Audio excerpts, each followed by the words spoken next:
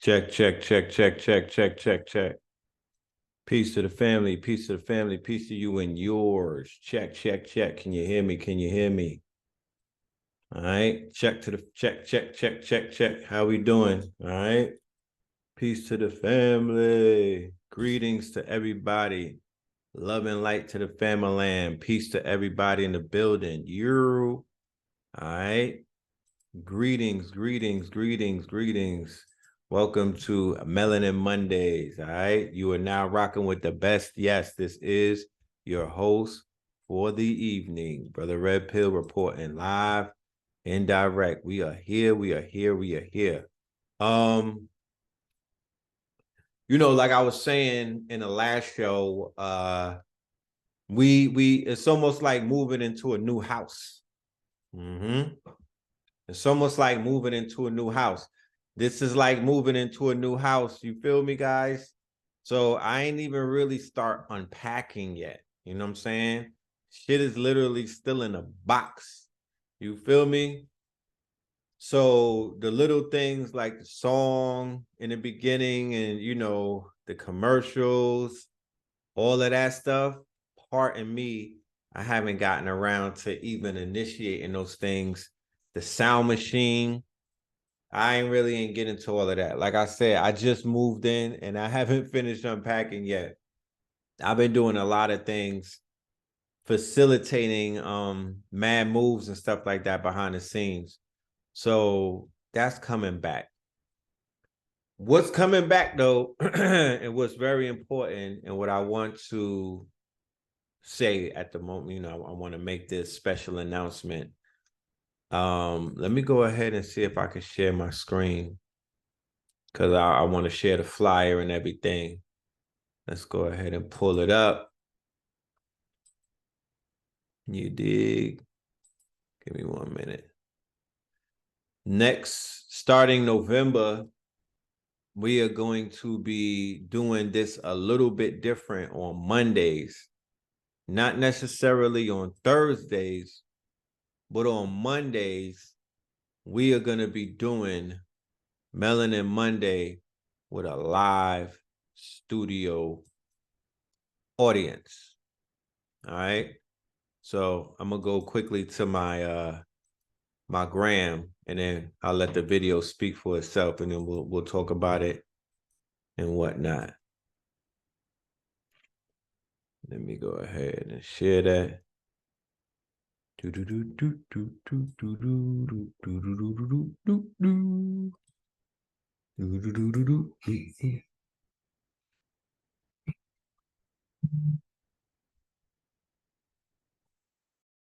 Let me know if y'all can hear it good.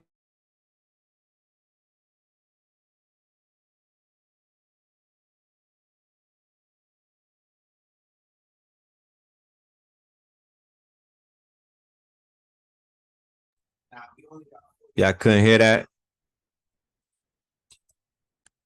I had to mute my phone. I didn't want to get any feedback in the mic, but let me see when I turn it on with my mic, how it goes.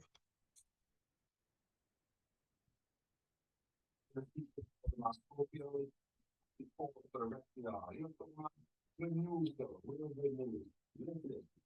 KTL, Italy, and the ATL, y'all been asking me when is KTL on hop over something? Well, I'm here to let y'all know. Starting the first week of November, we are bringing Melanin Monday back to a live studio audience. We are bringing Melanin Mondays back to a live studio audience. Make sure that y'all tap in. Make sure that y'all RSVP and whatnot. We only got 44 seats available for everybody that want to pull up. We got 3 options, and we also have ticket options because we offering food and things of that nature. We'll have vendors in the building. We'll have food in the building. We'll have drinks in the building. We'll have this live studio audience, and we'll be taping every single Monday. Melanin Mondays, you already know what it is. Tap in. Yes, yes, yes. So we are going to bring Melanin Mondays back to a live audience.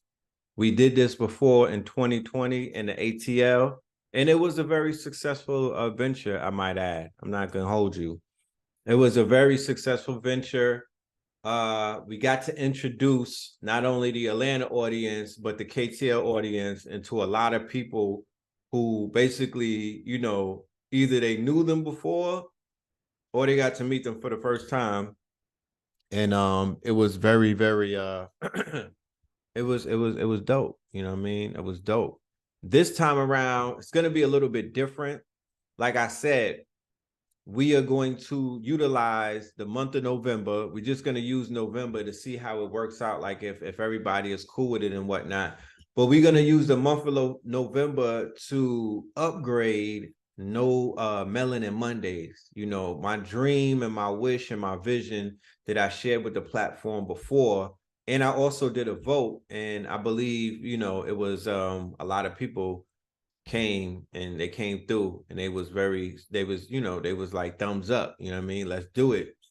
And they were cool with that. They were like, yeah, let's try this new wave and whatnot. But initially what I was saying is I want to change this format more into a podcast format. You know what I mean? I think this is a podcast already. It could theoretically be a podcast. However, everything in life is about what? Change, like the seasons, you know what I mean? Like the harvest, like we'll be talking about today and whatnot. So as a result of that, and as a result of that vision, we're going to try out Melanin Mondays live for a whole month. Everybody who is a Patreon member, everyone who is part of the Patreon family, who I consider to be KT aliens, y'all will always have access to the live stream. There's nothing extra that you have to do on your part. You know what I mean? You're good. You know, feel me? You're good. If you live in Atlanta, we're giving away 44 seats, right? We have 44 seats available. There are options, okay, when you RSVP. Matter of fact, let me go ahead and get the RSVP link for you. There's free, in case anybody, we're not charging anyone to be in the studio audience. You don't have to pay to pull up and to be a part of this experience, and to, you know, and to be in the building. That's something that we're offering as a caveat to the family, you know what I mean? Out of the kindness of our hearts, because we could charge, but we're not going to charge. We're going to let y'all come through and rock. We know that, you know, money is kind of funny and whatnot. And one of the best things that people want in life is, you know, they want to experience some shit that they haven't experienced before. So I don't know how many people have got to see Melanin Monday live, but you're about to see it. If you see it in chat room, I dropped a link for the reservation. Now, it's going to be available live stream. We're going to be having an hour and a half of the show. We'll live stream directly to ticket holders who decide that they want to sign up and RSVP, right? After we do the live taping, we'll do a Q&A for 30 to 45 minutes. That will not be on the live stream, okay? That will be in the Patreon later on as the bonus and whatnot. We'll have behind the scenes, we'll have the Q&A, we'll have bonus material and whatnot for Patreon only. But when we do the live stream, you guys get to see it, and 5 days later, the world gets to see it when it's post-production, edited and whatnot. But y'all get exclusive rights to see the show when it's live, through the live stream. Boom. You know what I mean? So like I said, you'll be very impressed about the quality that we're about to step into. The cameras are going to get better. Everything all around is going to step up. Shout out to my good brothers, 3 million whatnot, out of Atlanta, okay? A husband and wife duo who have rolled out the purple carpet for me, Blue Pill, and KT the Arch Degree since going all the way back to about 2020 or 2021. So they've been very great allies, just in the realms of, you know, being who they say they are, you know what I mean? And that's very rare in communities such as this, you know what I'm saying? No offense, but it's the truth, you know, it's the truth, Ruth. So let me go ahead and let's do some roll call. Okay, let's do the roll call. Let's see who is in the building tonight. All right, before we go ahead and get into the festivities of the show, let's see who's in the building. Shout out to everybody in the building tonight. You dig? Shout out to everybody watching this on a replay. You dig? And shout out to the family. You know what I'm talking about? I hope everybody is in great spirits. I know that we're in Scorpion season and shit could be challenging. You know what I'm talking about? Scorpio season, it's a little staticky, you know. However, you know, it's a change of a season, you know what I mean? And there's seasons and reasons. So these are just things that we need to get through, like a season, like a storm, right? You know, it's rainy one day, but the sun comes out tomorrow. So we got Harlem in the building. Shout out to Harlem in the building. Salute to the Harlem Massive. We got the Coachella Valley. Shout out to the Coachella Valley. We have Indiana in the building. Headed down to Indiana. Shout out to Indiana. One of the caveats to the live show that we'll be doing in Atlanta for all of my KT aliens that decide to pull up, even if you're from Rome, Georgia, even if you're from Spartansburg, Georgia, wherever part that you're from, pull up. Okay, we need you to pull up because we are going to make sure we have some of the top vendors in the building. And not only are we going to have some of the top vendors in the building, we're going to have some of the top caterers in the building who are going to be feeding you some of the best food. We have options for your dinner menu and whatnot. And you have the option to eat early around 7 o'clock. You just got to make sure that you get there before 8 o'clock. And you'll be able to have dinner if you want to eat a little bit late at about I would say 9 o'clock, between 9:30 and 10. Okay. So those are your options. We're gonna have plant-based, we're gonna have raw food, and we're gonna have fish eaters. Okay. So because everybody is not a monolith and we respect everybody's dietary plan and whatnot. So we're gonna accommodate all of that. And when you RSVP, you get the option to basically buy a plate if you want some food, even if you want a non-alcoholic, or if you want some wine and whatnot. We're not going to do the Casamigos at MELANIN Mondays because we don't want our shit to turn into Jared Springer. You know what I'm talking about? Minnesota's in the building. I see you, Minnesota. Cold of Minnesota. Columbus, Ohio. Respect, Columbus. You know what I'm talking about? We will be in Ohio very, very soon. We're going to mark that on the calendar. Indiana, Brooklyn, East New York to be specific, and to Pink Houses to be even more specific. You know what I mean? Make sure you tuck your chain when you go out there, even if it's fucking copper. You know what I'm talking about? Because they outside over there. They really outside. They've been outside forever on that side. So, yeah, that is super facts. That is super facts. You dig?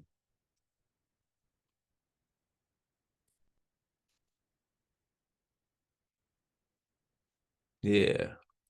Shout out to the Ohio family. You know what I'm talking about? So back to what we were saying about the live show. And based off of we'll decide moving forward because winter is coming, you know what I mean? And for the people that live in Atlanta, I don't know about you, but it's not easy to find places to network and to come together and congregate and to basically, you know, have a marketplace in the winter time. I mean, this is a very festive city when the sun is out, you know what I mean? But in the winter months, people stay home, you know what I mean? So we are going to provide an opportunity every Monday for the family to come out, network, meet people. You don't know who you're going to meet, you know what I'm talking about?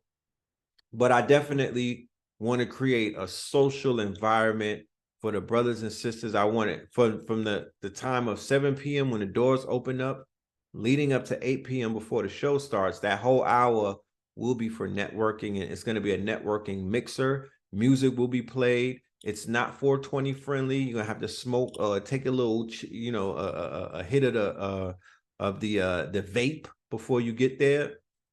But you know what I'm talking about? We will have the CBD on deck. You feel me? We definitely will have all of your smoke products on deck. You know what I mean? And we'll have some chewables, some edibles, and we'll have flowers, and we might even have some beverages that are infused and whatnot. The food, we're gonna have food that's infused. Okay, we'll have food that's infused, and we'll also have what is known as mocktails for the people that don't want to do the alcohol, but they still want to get nice. So it's going to be an experience. Life is about experiences. You only live once. And one of the caveats about Atlanta that I could definitely say is that they have a very, very, what's the word? Industrious community. They are very industrious. So you'll benefit off of the network because your network is your net worth. And I can't stress enough that every single community, regardless of where you find yourself, but all communities, right? When we do these roll calls and people tap in from different places, right? From all over the world and everything. People are tapping in from different places.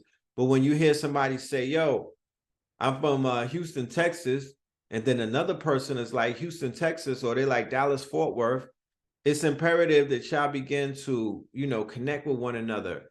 And if that's not something that y'all are going to do personally, that's something that I need to do with my network to begin to bring people who live amongst each other, who could provide some type of service to each other. We need to start getting into that mind state. I'm sitting in class watching this whole thing unfold. Once I got past the aspect of the trauma that it's inducing by watching children, limp body dead children on my screen every other day. You feel me? Once I got past the quote unquote acceptance that this is a psychological warfare of the highest degree, once I got past the initial shock and awe about a 24-hour 4K genocide, right? And then I realized that somebody was harvesting my energy. And once I felt that something was pulling on me, and I had to do real deep meditation, and I realized that, yeah, there's a bunch of entities that are feeding off of fear, trauma porn. They're feeding off of the fact that, there's wars taking place all up and down these parallels and these energy grids and whatnot.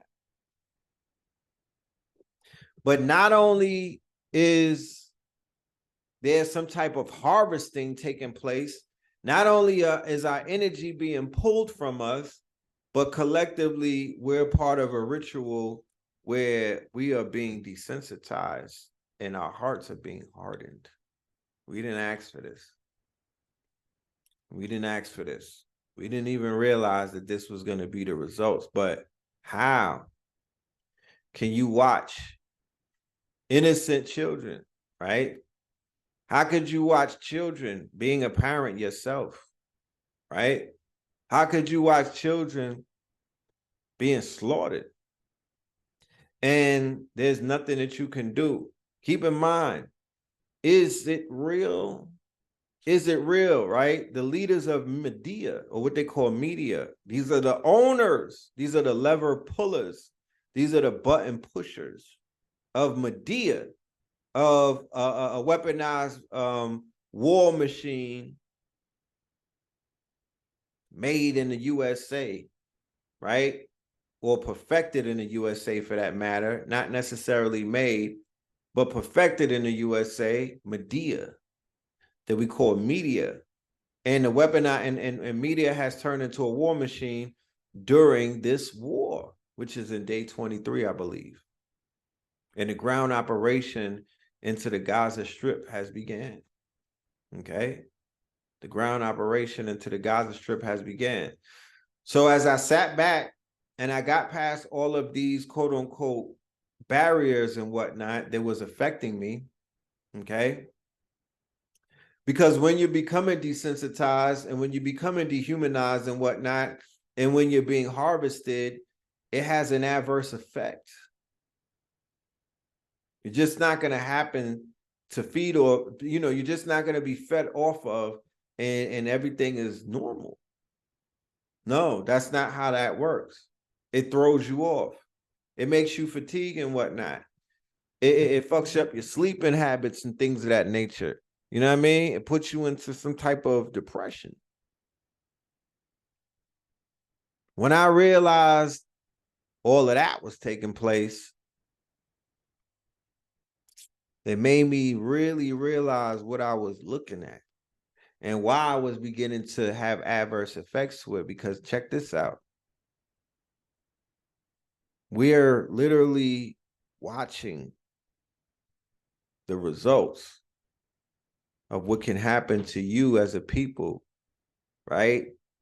If you don't realize the conditions that await you when the people who've been oppressing you and who've had you in this open air prison and whatnot, and who control your water and your electricity and your food supplies, you know, all of these things, right? I forgot where I heard it on Instagram and whatnot, but it was a clip where somebody was breaking down, you know, how these neighborhoods are put together and how they are in charge of everything in terms of our well-being. I believe it was Farrakhan. It was a Farrakhan clip, right? And I'm gonna talk about the Farrakhan lawsuit in a little while, right? How he pushed back against being feasted upon by this fucking this behemoth, you know, this entity. You know what I'm saying? This 1,000 head hydra that is showing its fangs to the world, right? Briefly. Because they're going to try to put makeup on a pig and clean up real good and try to, and you know how Men in Black make you forget everything? I could do magic. They're gonna do that to y'all. They're going to drop like 4 fire films. Their propaganda to clean your slate is going to happen. Do you know why I say that? Because they've done it about 6 times already. The PTSD is the fact that we've seen this before. This is not new. This is not new. This shit been going on since the 80s and whatnot. This is not new. This is part of a MK Ultra test. You know what I mean? This is not new. This is a planned. This is like the pandemic. You know what I mean? This shit planned. It's playing itself out. But when I realized that some of the most important things in any situation, and when I talk about any situation, what I'm talking about is the inevitable or situations that you can't necessarily predict. Life, 364 days a week, that shit might be great. You know what I'm talking about? Everything might be cool. Everything might be set up the way that they set this matrix up to make a nigga feel comfortable and content. You got your electricity. You got your lights. You got gas and whatnot. You got your sports. Feel me? You got your smoke. You know what I'm talking about? You got all of these things. You got your drink. You a vegan? You got your vegetables. Oh, you plant-based? You got your plants. Anything that you need is set up so you don't look around and you start saying to yourself, something is wrong, right? But it could be one day out of those 365 days a week, right? So you could have 364. You should always prepare for one. That one day that shit could go wrong. That one day where there could be a blackout. That one day where there's a solar flare and everything's shut down. That one day where there's martial law. That one day where your city is under siege. Do you know what you're looking at? This is called a siege. You're witnessing in the Gaza Strip a war tactic that has been taking place since the Punic Wars. This is not new, right?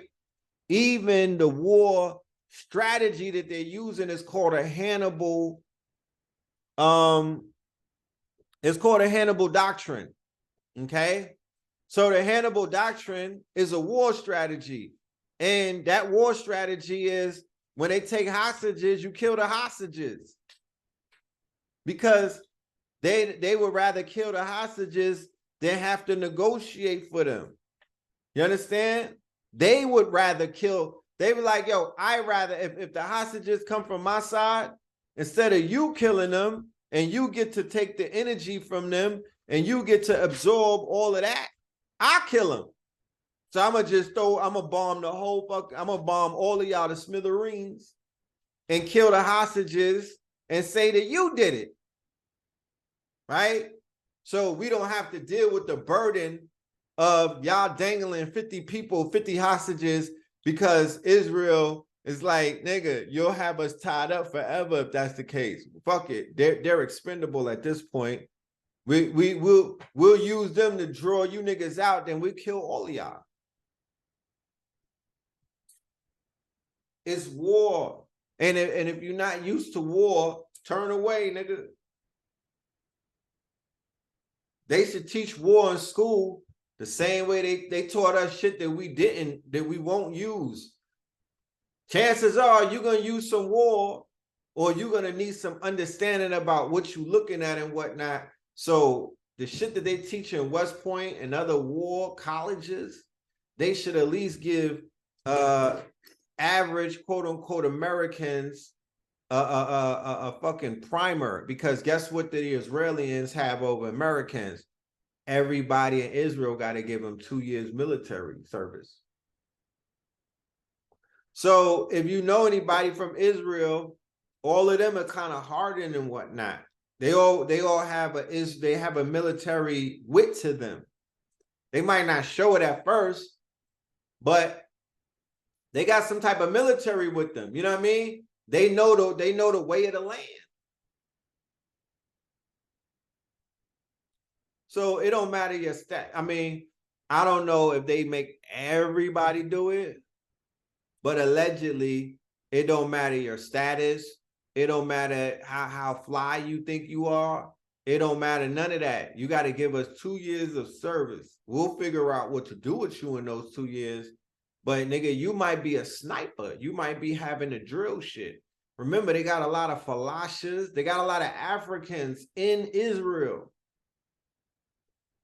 They got a lot of Ethiopians, Somalians, and shit. Like, they got black Jews. Not on the Gaza side, on the Israeli side, on the Israel side, I'm seeing. So everybody has to put in work. Everybody got to stain something. You know what I mean? Everybody has to kill something for the motherfucking, for the big dog, for the flag. And you already know how, I mean, I'm definitely sure the way that they even act on camera, you can imagine that their whole thing is like, yeah, you got to kill a Palestinian to be, you know what I mean? Get your teardrop, nigga. Like, to be gang, you could be gang, nigga. But to be gang, you got to body something. You know what I'm talking about? That's how they giving it up. So they got the people in it. They got a lot of young people in their armed services. And, you know, they be over there just sniping little children and shit. These are baby killers with a smile on their face. Do you know what you're looking at? Do you really know what you're looking at, bro? And it's not about what you're looking at, it's what you're looking at. They got you looking at it. So just the fact that you looking at it is harvest. They got entities feasting on that. You know what I'm saying? They got energy vampires, Luciferians. They eating on that. You got to figure out something. You know what I mean? This is the age of Kali Yuga. You have to make sure that, you know, in this spiritual war, that you don't wind up on a plate for Thanksgiving. Because it's not about the body anymore, it's about the spirit and the mind. This is a war for the hearts and the minds of the people. And if they get in your heart and if they get in your mind, you know, they got real estate in some precious places and whatnot. And 90% of wars, misinformation. 90% of wars, propaganda. We're in an information war. You don't know what's real anymore. And we're in the age of AI, for real, for real. So they're attacking the hearts and the minds of the people. Once again, psyop, psychological operation and whatnot. Once again, they had the Hebrew Israelites fighting, right? In Chicago. Who saw that? Who saw the Hebrew Israelites fighting the Palestinian protesters in Chicago, right? That's what I'm saying. People perish for a lack of knowledge. And the shit show, right? The shit show has started, right?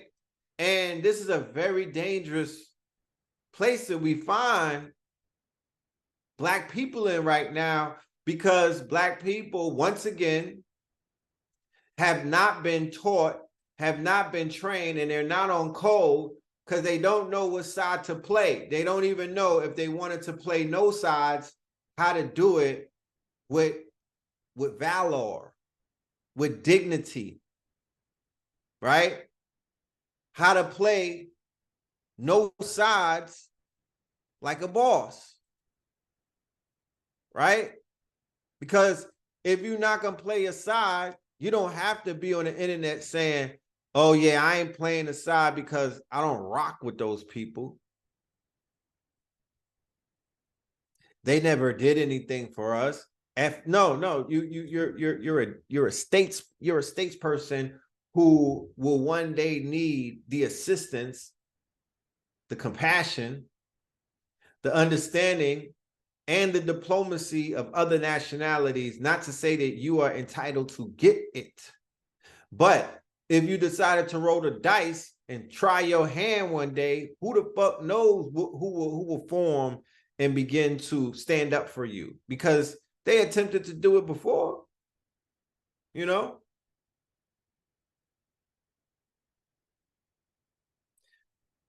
Do we have my special guest for the evening in the building while I continue to build with y'all? Is Blue Pill in the building?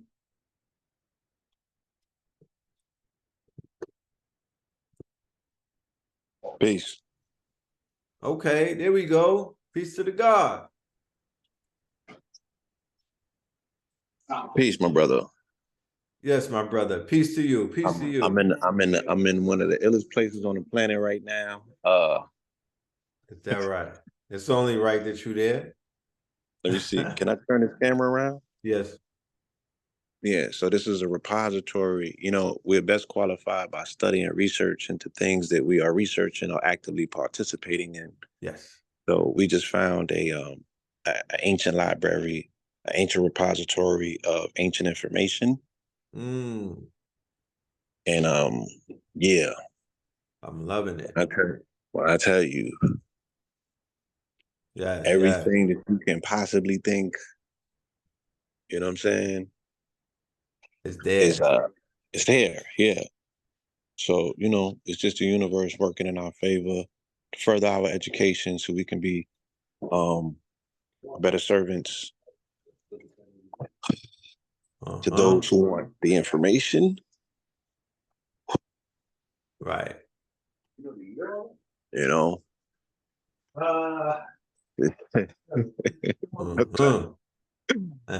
Bro, when I tell you, Alhamdulillah. You know what I mean? So yeah, I heard some of your build, you know.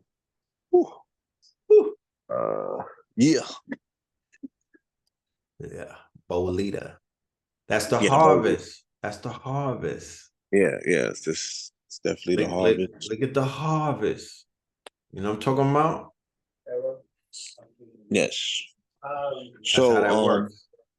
yeah, peace to the family, peace to yourself. Um,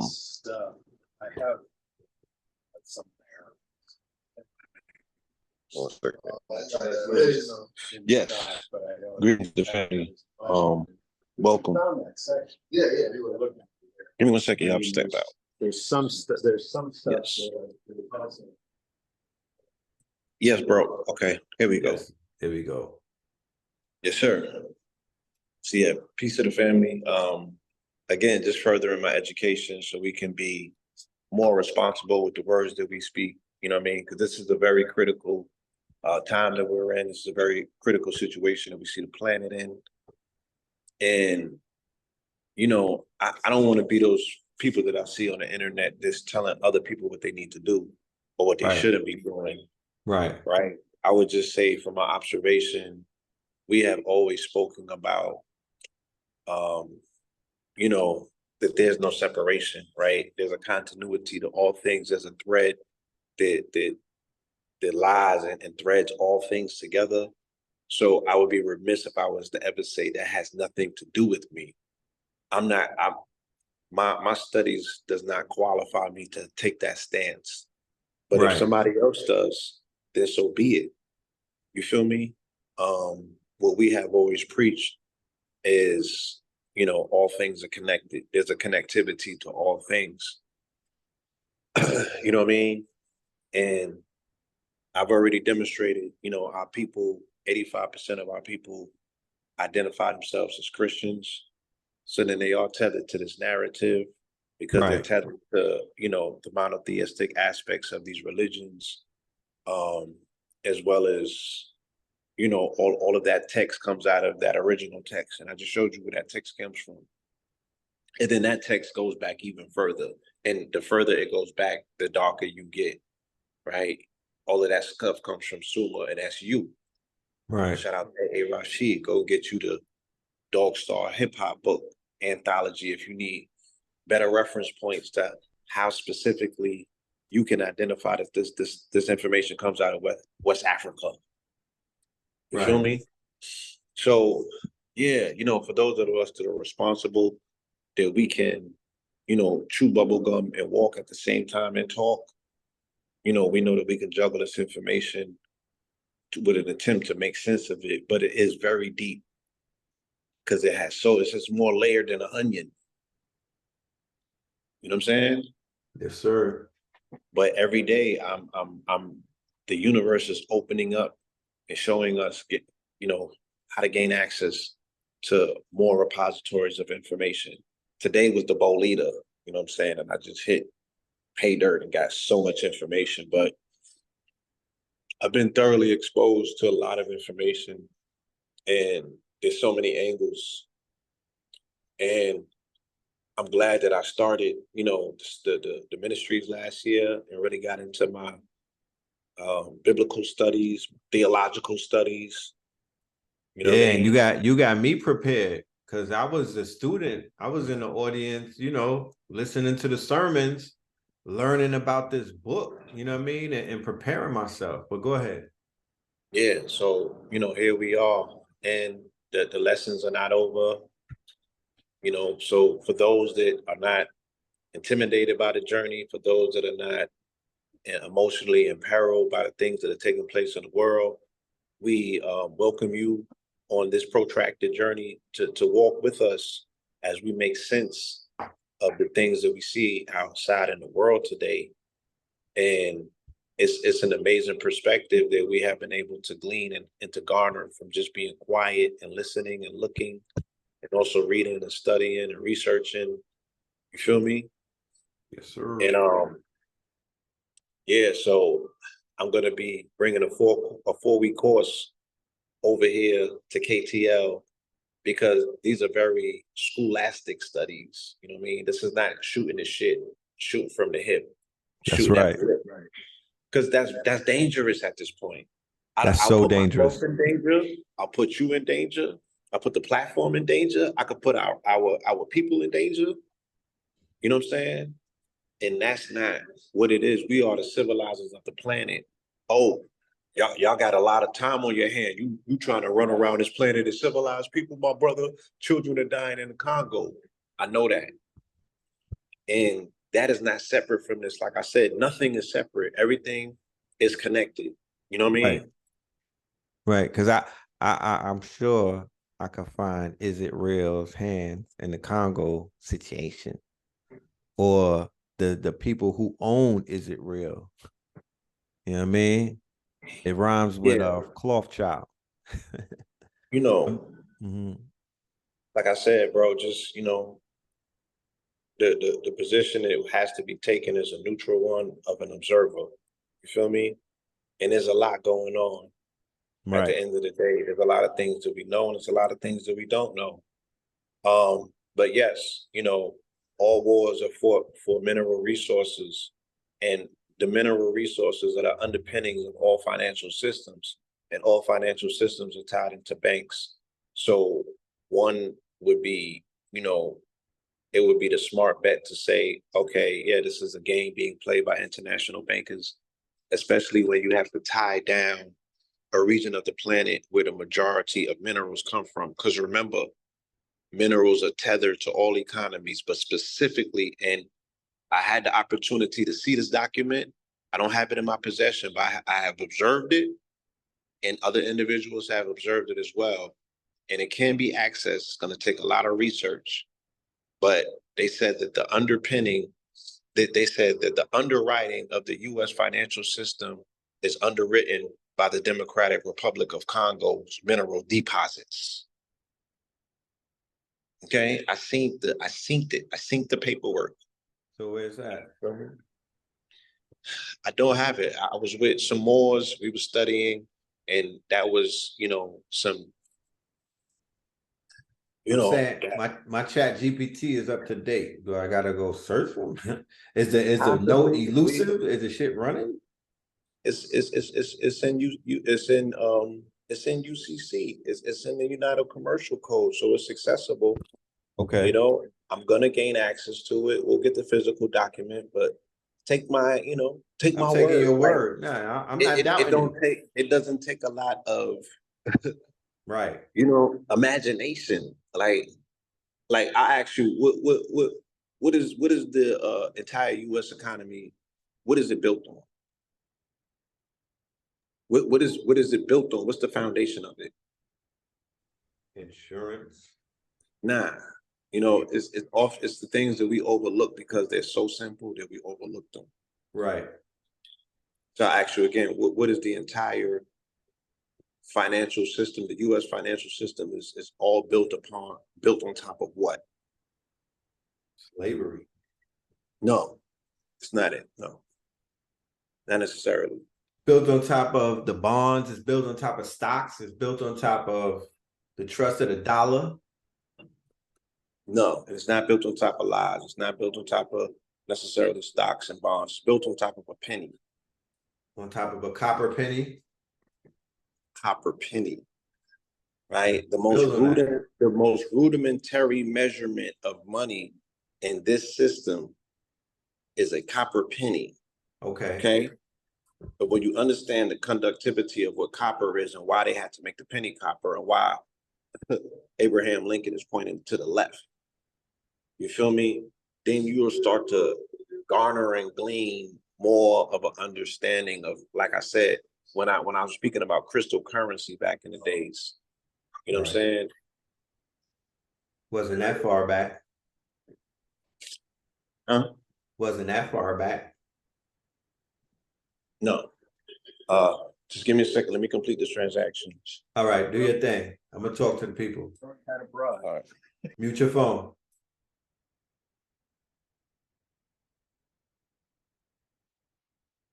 Yeah. So as you can see, the good brother, he's out there on the road and whatnot, doing his thugism. But I'm gonna let Blue come back and finish his thought. But he was definitely he was very much on point, very much on point. Okay. While we waiting for Blue to come back, how many people had the opportunity to watch that fight that took place this Saturday between Tyson Fury, right, who has his namesake from the great legend himself, Mike Tyson, versus my good brother Francis, and I'm not gonna repeat his. I don't know. I don't want to chop his last name up, but I know that that is Cambada is one of Cambada's favorite fighters that he put me on to years and years ago. Yes, Tyson learned a very, very, very interesting lesson. Bad Body White Man learned a very, very interesting lesson, and he got knocked down. And yes, he is trash in my book. I saw his fighting style. He fights like an Irish bar brawler and whatnot, but he was getting his shit rocked by the good brother Francis. You feel me? Francis was giving him them handses, you know? And Francis, I saw Shaka Bars repeat a sentiment that I saw watching it, where he was like, there should be a boxing gym in every African nation right now. No, he said every professional boxing gym should be in Africa right now. And when I was watching the fight, I said the same thing. Like, hold on, all of these men dying in the fucking sea, bro, running out of their countries. All of these Africans getting sold for all of it. I'm just saying, like all of these part, bro, in the mines of the Congo, in the wars, like all of this waste of fucking talent and genetics and genes and just power is just crazy. But anyway, those are the UFC, like they had it. They got the nigga, my dude Israel, the UFC fighter. Those are the UFC all around fighters right there. Those are the new boxers, especially with Mike Tyson out there training niggas. Yeah, they got good fight. They got bone strength, bro. Come on now, come on now. Same way that the NBA is over there recruiting and whatnot. If I was Mayweather, well, not Mayweather, we don't even want to talk about Mayweather. He's too busy and Is It Real showing his true colors. You feel me? But Mike Tyson and the gyms that are out here with these troubled youth and whatnot, who have extra trainers who've been teaching other people, our brothers and sisters who deserve a chance, can enter into $1 billion or $1 million, $1 trillion, $1 million, $1 billion, $1 trillion industry, which is sports. And they can motherfucking come up. You know what I'm saying? You know. But homie was giving Tyson Fury the business. You know what I'm talking about? To this day, he was giving him the business. You feel me? So shout out to him. Shout out to I hope somebody, I'm not gonna start talking nice until y'all put down Jake Paul and Logan. You know what I'm talking about? Until y'all stop them white boys, there's no conversation. We're not gonna prematurely celebrate. You know what I mean? I need somebody to put them on their two back pockets. And there's no disrespect to the Pauls and whatnot, because theoretically, let the white boys live and whatnot. I just need 1 or 2 KOs.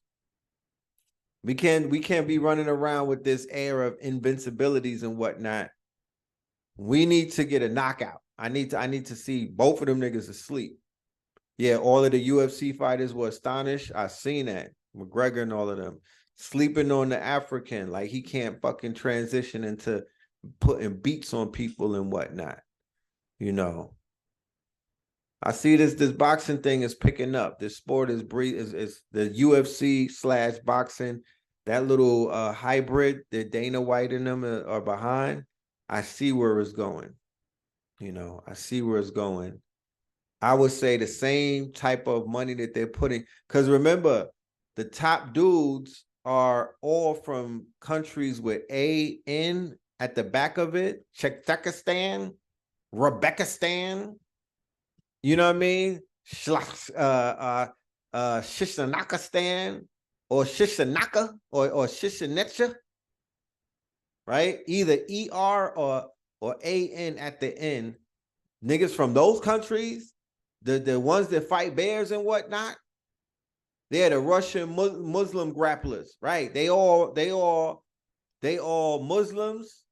They all bear gang, most of them, and they the Russian bear wrestlers. If they investing in them, why they not investing in niggas that fight hyenas and walk with lions? Bro, they gonna build a whole industry around them. Take my word. Watch. I mean, theoretically, we should build a whole industry around our non-FBA brothers and whatnot, and get that shit lit. You know?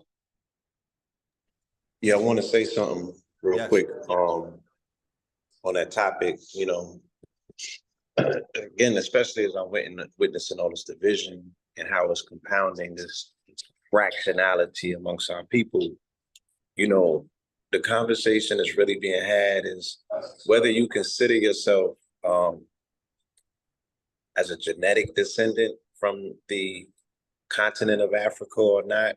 Right. You know, the sister Gia, the house goddess, she's been posting a lot. She's in Kenya right now and really showing people what the lay of the land looks like and showing them how the Europeans are making mega investments over there, the Italians and the French in particular. Right. And, you know, the general conversation in the comments is, I ain't from there.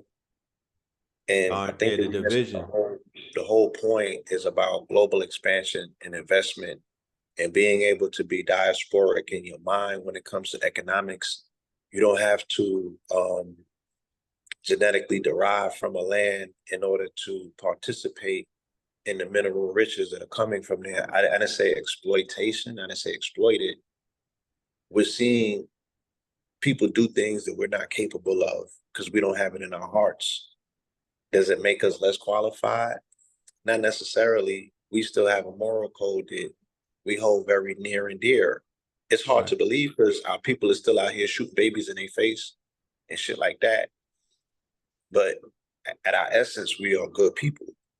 Right. And we're seeing horrible things take place in the world, and we're like, damn, that ain't us. Like, we don't got that in us. Does that put you at a disadvantage, though? No. I would ask. No, what happened is this, Blue. Hold on, let me just finish my premise so you can come back to that. So if it doesn't put us at a disadvantage, then it puts us at a very advantageous place, so we know that we got a different type of heart. But we gotta have a different type of brain. And that brain, our eyes are connected to our brain. So our vision is dealing with our brain health. By you saying or making these exclamations about how you are autonomously indigenous to the land, but you don't got industry built over here. You don't got no factories. You're not dealing with manufacturing. You know what I'm saying? You got a mountain that you can extract minerals from. You don't have a mound or a mountain. We're not even putting food in the ground. People got all of these acres in a family, but they're not growing corn, right? Niggas, once again, they highfalutin. Grow you some soy. I ain't say you had to eat it. Right. Right? But that shit is a commodity that you can sell to people that's looking to buy it. They feed it to their animals all day and all night, right? Because 98% of animal feed contains that. 98% of the food contains corn, GMO corn nonetheless. Blue. Right? I was in a So corn maze. hold on. So it's like, are you too Puritan to get to $1? Right. We got to ask ourselves these things, right? Are you too Puritan to get to $1? Are you too Puritan to kill for some land? Are you too Puritan to do certain things? Because on this planet is going to put you at a disadvantage. But you holier than now, you have a moral code, but how is it matriculating to, you know what I'm saying, the things that you need to do that's necessary to provide for your family, your tribe, your community, and your nation? These are the things that I would ask seriously. And you don't got to come up, you don't got to answer in the chat section. Sit with it, talk about it with your family around the table. They out here selling you Jesus. That ain't how these people is moving. Even the people selling you Jesus is doing it, at the barrel of a gun and at the tip of a sword. If you haven't noticed, ain't nobody coming with the Prince of Peace peacefully, right? Everybody's pushing war. Feel me? Right. Talk. I'm listening. So that aspect of what you said, people sitting around watching babies getting killed, and this ain't us. I watched the drink champs, and then the Vlad TV interview with Liar Cohen. This is us. Like TV show on NBC. This is us. He made, or he helped to terraform through his muses. He helped to terraform Black society into a society of a Israeli. You know how you broke down with the Joe Budden clip that went viral, where you broke down Western man's mind. Well, Liar Cohen brought Mossad and the Israeli man's mind into hip hop, and he infused that shit into all of those artists that you saw on that plane, and all them niggas that signed in Def Jam that he was name dropping in both interviews. The fact that niggas was allowed to go on Def Jam and talk about shooting babies in the head and they freestyles and whatnot. The fact that they helped to push all of that type of shit that you're seeing over there right now when they're at war, where they show you how they get down when you see a man naked, right? That mentality, that heartless, that coldness, that come from the tall Israeli in hip hop.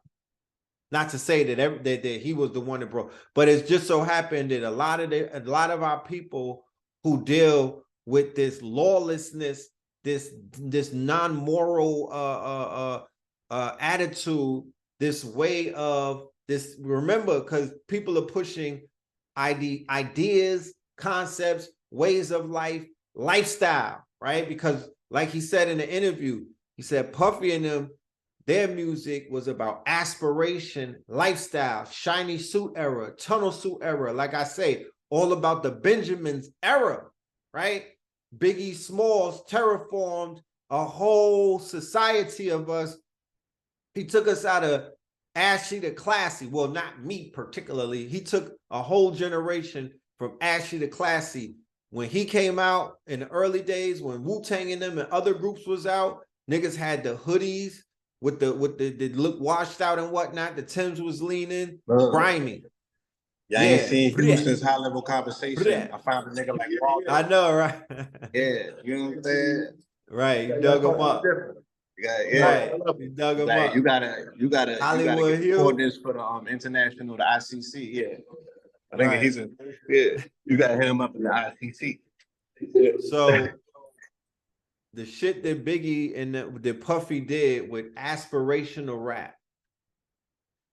Liar Cohen on the interview, the Drink Champs, he said that he countered it, right? How many books you got, Keys? Let me get a book count. Huh? How many books you got in there, brother? I think at least 19. There you go. I knew you was gonna drop the 19 on us. 19 keys. I just picked up 19 keys. My nigga got the Hebrew box. Corinthians. Yeah, we're gonna have a whole section there. But what happened with Liar Cohen when he saw P. Diddy with the aspirational rap, he said, I gotta stop that shit, because he was disrespected when he saw Puffy put the locks in Technicolor. I agree with him on that. That was one of the that was egregious in hip hop at that moment. as a result of that, he went and grabbed DMX and threw him in black and white. And he said, we're not doing aspirational rap. We're doing this. We're doing reality, gutter rap. You feel me? We're doing street rap. We bringing in Omar. You niggas is over there talking about what's the name? What was my nigga's name? Stringer Bell and them, Big Willie shit, you know, boss shit. Nah, we gonna usher this in, you know, even with them having and of course what he did with Rockefeller. He accredits Warren G and the Regulators for saving the label. You know, he accredits Warren G and the fucking Regulators with saving Def Jam and Redman too. Right? They get to ride in the plane though. So my thing is, damn, if a nigga helps save your label, you brave enough to say that on TV. You know, I'm not counting Warren G or Redman's pockets, but I hope that shit was beneficial for them. You out there, your jet is a motherfucking living room, right? But his mind state, the mind state that you're seeing in Israeli, not Israeli, Zionist, right? The Zionist mind state. You know what I'm talking about? The Zionist art of war, the 48 Zionist laws of power. This is what's been infused in many of those people that you see that are directly in alignment, directly in allegiance with the Jewish state of Zionist Israel. And some of those people are the most influential people in the culture of what they call Black culture. Floyd Mayweather being one of them, Jay-Z being one of them, Meek Mill with Michael Rubin and all the little babies and all of them. Oh, yeah, they all are by way of, you know, what would they call it? Conflict of interest. You know, those books that you see my brother and Keys and them carrying have a lot of the keys and a lot of the information and a lot of the quote unquote hidden information that a lot of us we don't know how deep this rabbit hole goes. We don't know why these people are so close to us. When we brought Ross Ben on the show and he broke down the quote unquote Elias Boudin and what he wrote about the fact that they found the lost tribe over here. And they were going to get as close to that lost tribe, and they were going to envelope themselves around the lost tribe, and they were not going to ignore them. They were going to absorb them. They were not going to ostracize them. They were going to live amongst them. You understand? They were not going to negate them. You understand? They were going to celebrate them. That's where you get them always celebrating you. Oh, you're the greatest, guys. You throw money at him. Open up the accounts.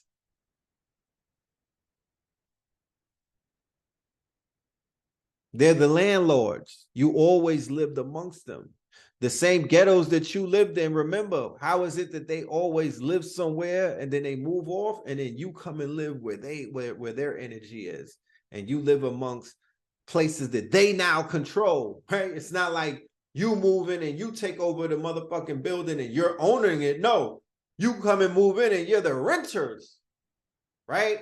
But all of that magic and all of that juju and whatever the fuck they was doing in those facilities and whatnot, that's still necessarily haven't left these neighborhoods. I could name off all of the killing fields. A majority of them is the same. My chat GPT is up to date. Like I said, I would encourage everybody to make sure that yours is up to date. So you could go ahead and do these very well researched queries. You could really go and do some scientific research on some high level ideas and concepts that you have in your head, right? If your chat GPT is up to date. I promise you, DALL-E 3 is a game changer, but we'll talk about that in the next 4 weeks that we have coming up, because I am coming back with another 4 for the 40 AI. It's going to be the Twin Pillar Tag Team on Patreon in November for the Scorpion King month. a lot of powerful things in the month of November. So thank y'all for joining us. We're going to turn up. But what you see, there's a video going viral. I'm going to see if I could pull it up and whatnot so I could show y'all. There's a bunch of rappers and they're sitting on a plane, right? And at first, no, Jazzy Jeff is filming it. Matter of fact, let me reference it because I don't want to talk about something and we're not watching, we're not visualizing what it is. I'm gonna take care of it in post-production, but let's get to it right now, right? Let me just pull this up. Give me 1 minute.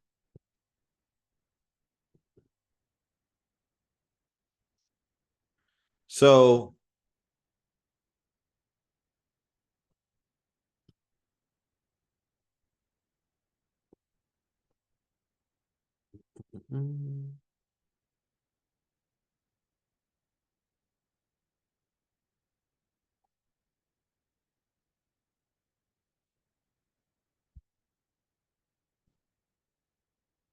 let's go ahead and pull it up. So this is them after performing at a Liar Cohen event, right? So like I said, Liar's popped up in the news. The timing is excellent. This is the 1-year anniversary from the awakening or the revelation or the apocalypse of Ye, right? The apocalypse of Ye, because apocalypse is warning. So a year ago, around the time, well, really, it started with the Pluto return around that time. But a year ago, definitely when he went DEFCON 3 and whatnot, and he prepared you, and he prepared those that were willing to listen. He's so on with it. He's so spot on with it. He invoked the name. Said Netanyahu. He invoked the deity. He invoked the entity. He hit it right on the nose. His whole campaign was like up a mountain. It started with DEFCON 3. He was confronted. Got my brother Red Man over here. He's definitely eating healthy. He beating my ass. I gotta get myself right.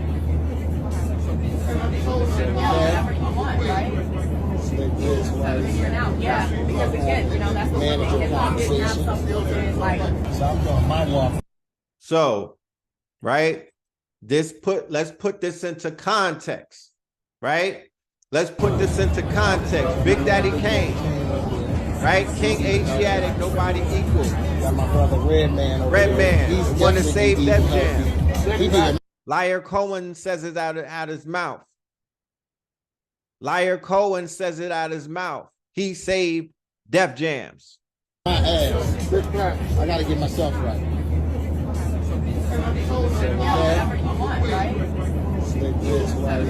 Yeah, because again, that's what we're looking at. We have some built-in, like. Management, Ja Rule, Hey, yo. EPMD, Nori, Hey, Quanty. Hey, yo, listen, y'all. So this young boy right here, he the hottest thing in Philly right now, Quanty. All right, what up, Quad? Charlie The Mack. hottest thing in Philly right now. The hottest thing in Philly. The hottest thing in Philly. He putting that smoke down on his neck. Listen to me. The hottest. Fire. Hey, Quanty, Jazzy Jeff. Where you at, Quanty? Billy in the house. Right there. Billy. Okay. Finally got the fucking audio together. We about to go crazy now. They should have never let that happen. We about to go dumb. But yeah, you see it, right? So this is hip hop. Hip hop, right? Higher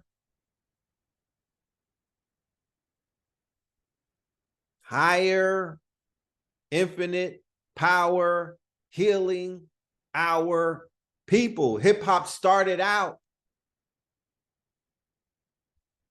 as music for the youth, as a rebellion music. Hip hop was about anti-establishment in its inception. Hip hop was a quote unquote anti-apartheid music. Hip hop was the music that would have taught you about the Palestinian-Israeli conflict, because hip hop was our CNN, right? Hip hop stood for the truth. Hip hop, fire bun, hip hop was against Babylon. That's what hip hop, that's what original hip hop is about, right? You know what I'm talking about?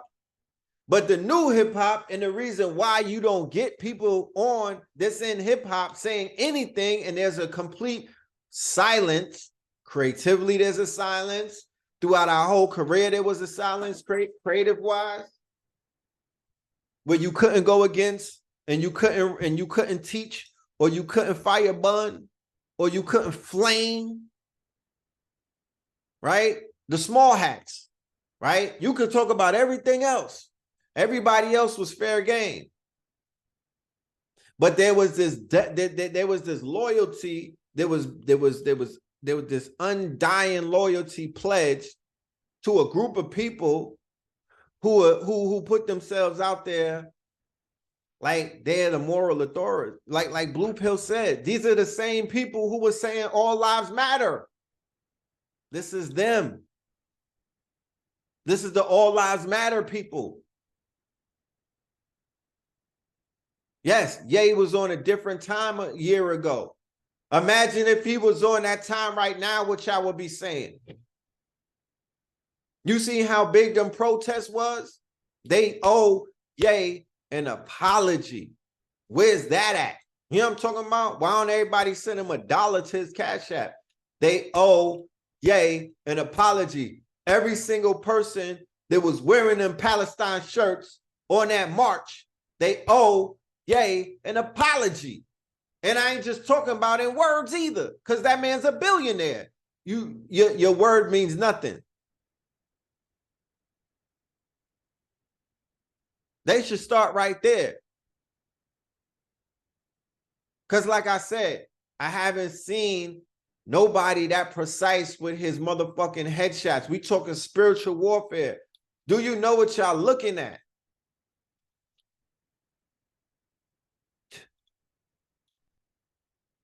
Spiritual warfare, the reason why spiritual warfare, because the body dropped differently than what you see in boxing and whatnot. The bodies drop later. So boom, the first interview that he doing Breakfast Champs, that's when he first started wilding out. He go after Travis Scott, he go after Drake, he go after Virgil. Tell me what happened to them after that.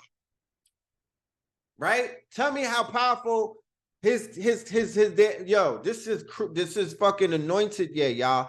This is Christ is King Ye. This is Ye after he went on his motherfucking campaign with his choir and built up his motherfucking army of angels and light and whatnot and start striking niggas. Virgil died. Travis Scott damn near went to jail and whatnot, almost for life. You know what I'm talking about? He had to sit down for about 1.5 years. 10 bodies got caught at his concert. Him and Drake caught the charge.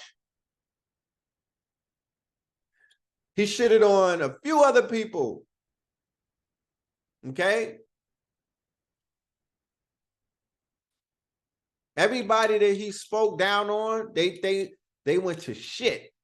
JP Morgan dropped them. Nobody asked JP Morgan to put their 2 cents in there. Immediately after that, JP Morgan gets sued by the Virgin Islands for Epstein, right? An egregious act that people try to cover up, but they don't realize the dexterity of how deep that rabbit hole goes. That we were blowing that whistle way before the media was talking about that. Facts.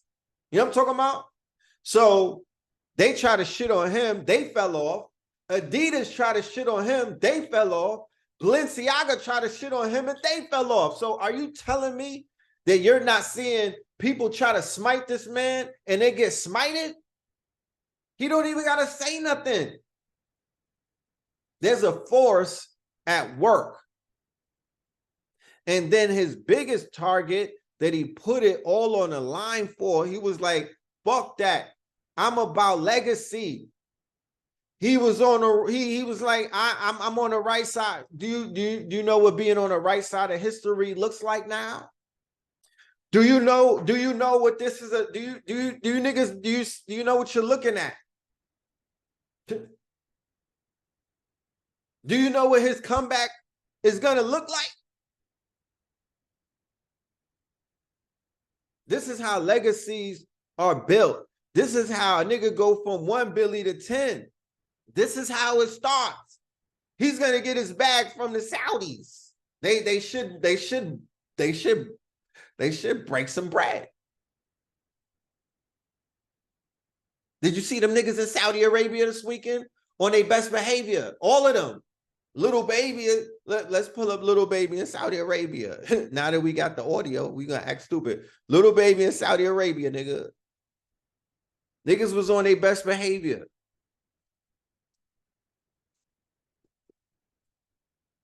You can't, look, nothing is going to make Israel or France, look at the names that I'm saying. Nothing is going to make none of them, right, choose Israel over Dubai. It's because a lot of people ain't been there. You don't know what's going on. Like, that's what it's going to boil down to. You understand? You don't need Israel or the small hats when you got Dubai and Saudi Arabia and the shit that they put together and the way that they make money look. You know what I'm talking about?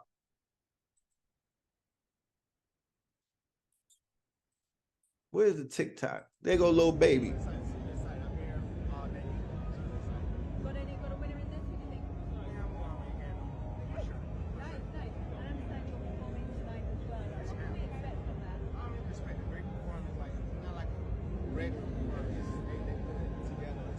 When he talking to your children, right? When he's talking to your children who can't read, who got problems reading, I'm sorry. You know what I'm saying? They say the little children got problems reading, right? That they're writing the way that Little Baby and them other niggas sounding in their rhymes. Okay? I just want you to hear this man talking when he's in Saudi Arabia. Remember, y'all, we in America, we on the internet, we're allowed to talk crazy, you know what I'm saying? You know, it's the whole Biden mentality. You're just allowed to be anything you want to be. You're just allowed to be all kind of, you know what I mean? You're just allowed to be rambunctious. But outside of this bitch, these rappers and athletes and other niggas, they see real power. They see real power when they go to these places that are Islamic empires. But they have opulence and wealth, but they also have structure, okay? Something that the world needs more of. But yeah, listen to him in his proper English now. Riyadh, Saudi Arabia for the Battle of the Baddest.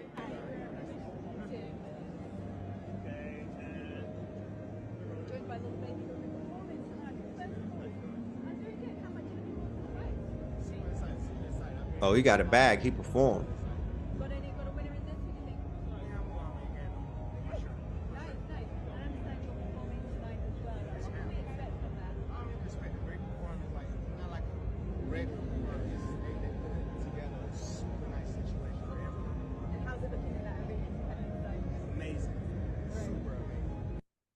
You heard him? Did you hear this man? I want you to show that to your little crumb snatchers and whatnot. Show that to your little mans in them, okay? When they try to talk crazy about when they try to talk crazy about you know, they think that they look at Islam and they just looking at fucking dirt and sand and shit and not realizing that these people out here, they got some wealth, bro. They've accumulated some wealth. I showed in the show before this that we just came, I've been putting clips up that the people in Gaza are sitting on trillions of cubic squares. They're sitting on gas right outside of the Gaza Strip, right in the fucking Mediterranean. They're rich. They're Dubai rich. They're not living in Saudi Arabia and Dubai and Qatar looking like that just because the sand is nice? No, they have oil wealth, but so do them babies that they killing over there on the Gaza Strip. We ain't talking about inside of motherfucking Palestine. We're talking about right there on the same place where the ground war is taking place, where they trying to chase them out and whatnot. They want to run out the whole city. The minute they get you to step foot outside of Gaza, they never gonna have to let you back in. The only way that they'll ever bring those people back in once they chase, because they're gonna cause so much ruckus in that city that the only people left there is gonna be so terrified, so shell-shocked, so goddamn traumatized and whatnot, that they're gonna be like, all right, no mas, we'll pack up. Or they just gonna have to die. But there's a whole operation that they've been planning for years and whatnot to push them people into the desert in Egypt, bro. And that's the move that you're seeing right now taking place. They are taking that oil and that gas, and they're gonna do it in the face of the world until somebody hook off. And when enough people start hooking off, it's gonna turn into World Star, translation, World War, right? And we got to do everything in our powers to make sure that our little ones are not a part of that. For everybody to say, what that got to do with me, fam? You know what I'm saying? We trying to get this check. Yeah, they talking draft, nigga. Women and men. Tranny and cisgender, nigga. You know what I mean? All you niggas about to get packed up. So keep playing if you want. They gonna have you in one of them fucking countries with the AN at the back of it, and stands and whatnot, fighting bear wrestlers. You know what I'm saying? In the name of Joe Biden, yeah, you could hold that. You know what I'm talking about? You could hold that. You know, fuck out of here. But that's where it's headed, bro. Shit is getting real strange, real quick. But they want that gas, and them people is rich. And that whole area could get built up like Dubai in about 5 years. It could look like it would never look like the place that was getting bombed to the smithereens. Do you know that the Gaza Strip is on the fucking beach like South Beach? Like, it's beachfront property. It's literally similar. They got palm trees. They got tropical weather. The fucking Mediterranean Sea is right there. They could build it up to look like, yeah, they rebuilt the strike. They rebuilt that strip about 7 times already. This shit is a Lego blocks. It's a fucking movie set. You understand? So them demolishing it is not a negative. It's not don't look at it like a negative. The real money is in the water. Don't worry about people is counting y'all. Stop counting their money. You know what I'm saying? Stop counting their money. The only thing that the people that's out there, if you're gonna protest, you know, once again, you don't choose your battles wisely. I'm in the middle like a Skittle, nigga. Like a Skittle in your car seat. I'm in the motherfucking middle like a Skittle. I don't got no horse in the race. I'm on my king shit. You know what I mean? I'm on my variant shit. I'm just programming this shit. You know what I'm talking about? Like, you know, I'm in the middle lane. But I let you know, people worried about the wrong things. People worrying about the wrong things. If you're going to put your energy behind it, put your energy behind making sure that everybody that got displaced from that bitch goes back up in that bitch. The fact that it's so densely populated, it don't matter. Let that shit grow into the desert and whatnot. The same desert that they won't let these niggas, that they trying to push them into, they could build that desert up into a paradise like a Vegas or something. But that beachfront property, that Gaza Strip, man, the buildings that's already standing, based off of the money, based off of the gas and the fact that they could be monetizing that gas, they don't got to worry about what's happening right now. All they got to look forward to is what the next 5 years is going to look like. Make that shit the newest city on the planet. Remember, the Muslim nations is lit. The ones that invested that money in that gas money, they lit. But here's my thing.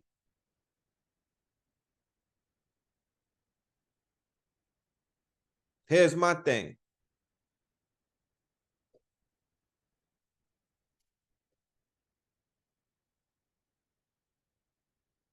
Yeah, they lit. You know?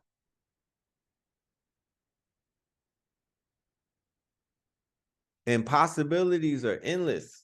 You never know what's going to happen. But what I do know and what they said and what I'm going to, and I know they're going to stand on, they're not, they like, yo, we not intending on leaving here. And I don't think that they should. But things will play out the way that they will play out. And that's how things go. You feel me? And it's a movie at the end of the day. But it's the perfect storm. It's the perfect storm.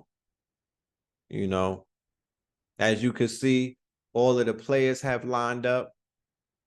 Everybody is making their warnings and whatnot. Everybody is picking a side. You know?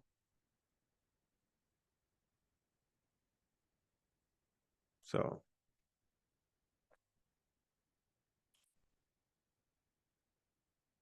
But what I do know is that ground invasion, that's very interesting as well. The fact that there's mad tunnels and whatnot. Underground cities. This gets more interesting by the day. This gets more interesting by the day, you know? So prepare to be introduced to a new form of weaponized AI. Because like I've said before, what you're seeing right now is an open air market trade show for the newest weaponry that's basically on the planet, right? And the preciseness in which you're seeing these quote unquote aerial strikes where they're leveling buildings, right? That, my friend, is AI. The precision, the targets, they're leveling building. You're not even seeing that shit get hit, bro. It's just coming right down. They have new targeting systems. And like I said, I put it out there.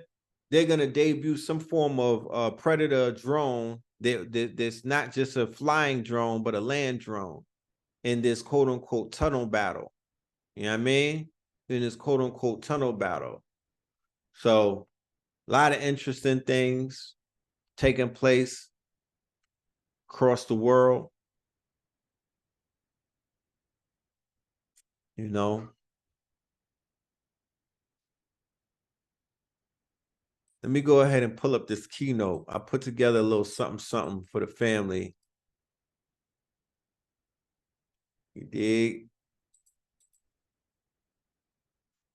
So we could talk about this Harvard, this Hunter's moon. Shout out to Hunter Biden. Okay, we covered that in the last show too. The full moon that follows the harvest moon is always called the Hunter's moon. This is a time when game is fattened up for winter and provisions are needed for the long, cold months ahead. This moon has been called the falling leaves moon by the Anishinaabe. Okay. So after the harvest moon, right? That's when wars began to become broadcasted. Because keep in mind, as many people have pointed out, right? There's a few wars taking place. This is not the only war. Not even in Ukraine. There's the war in the Congo. Okay. And there's a war in the Sudan taking place. Right. And it's to my understanding, when you do the knowledge and whatnot on all of these wars, they're going to show you a familiar hand at play, right? But this war that took place 23 days ago and whatnot on October the 7th, right after the eclipse and whatnot, right after all of these celestial events, this war is now being broadcasted. Not a day, not one day went by where new carnage was not being quote unquote lambasted, broadcasted, and plastered across digital billboards, right? Spanning the globe. That's a fact. World Star, you know, Instagram, TikTok, Snapchat, even places where, you know, they said things were popping up on the kids channels like YouTube Kids and shit like that. So we're talking about a war that's being quote unquote pushed by foreign entities and foreign powers who are behemoths in the digital realm, right? And that's the is it real? Okay. And that's also the other side of the quote unquote coin.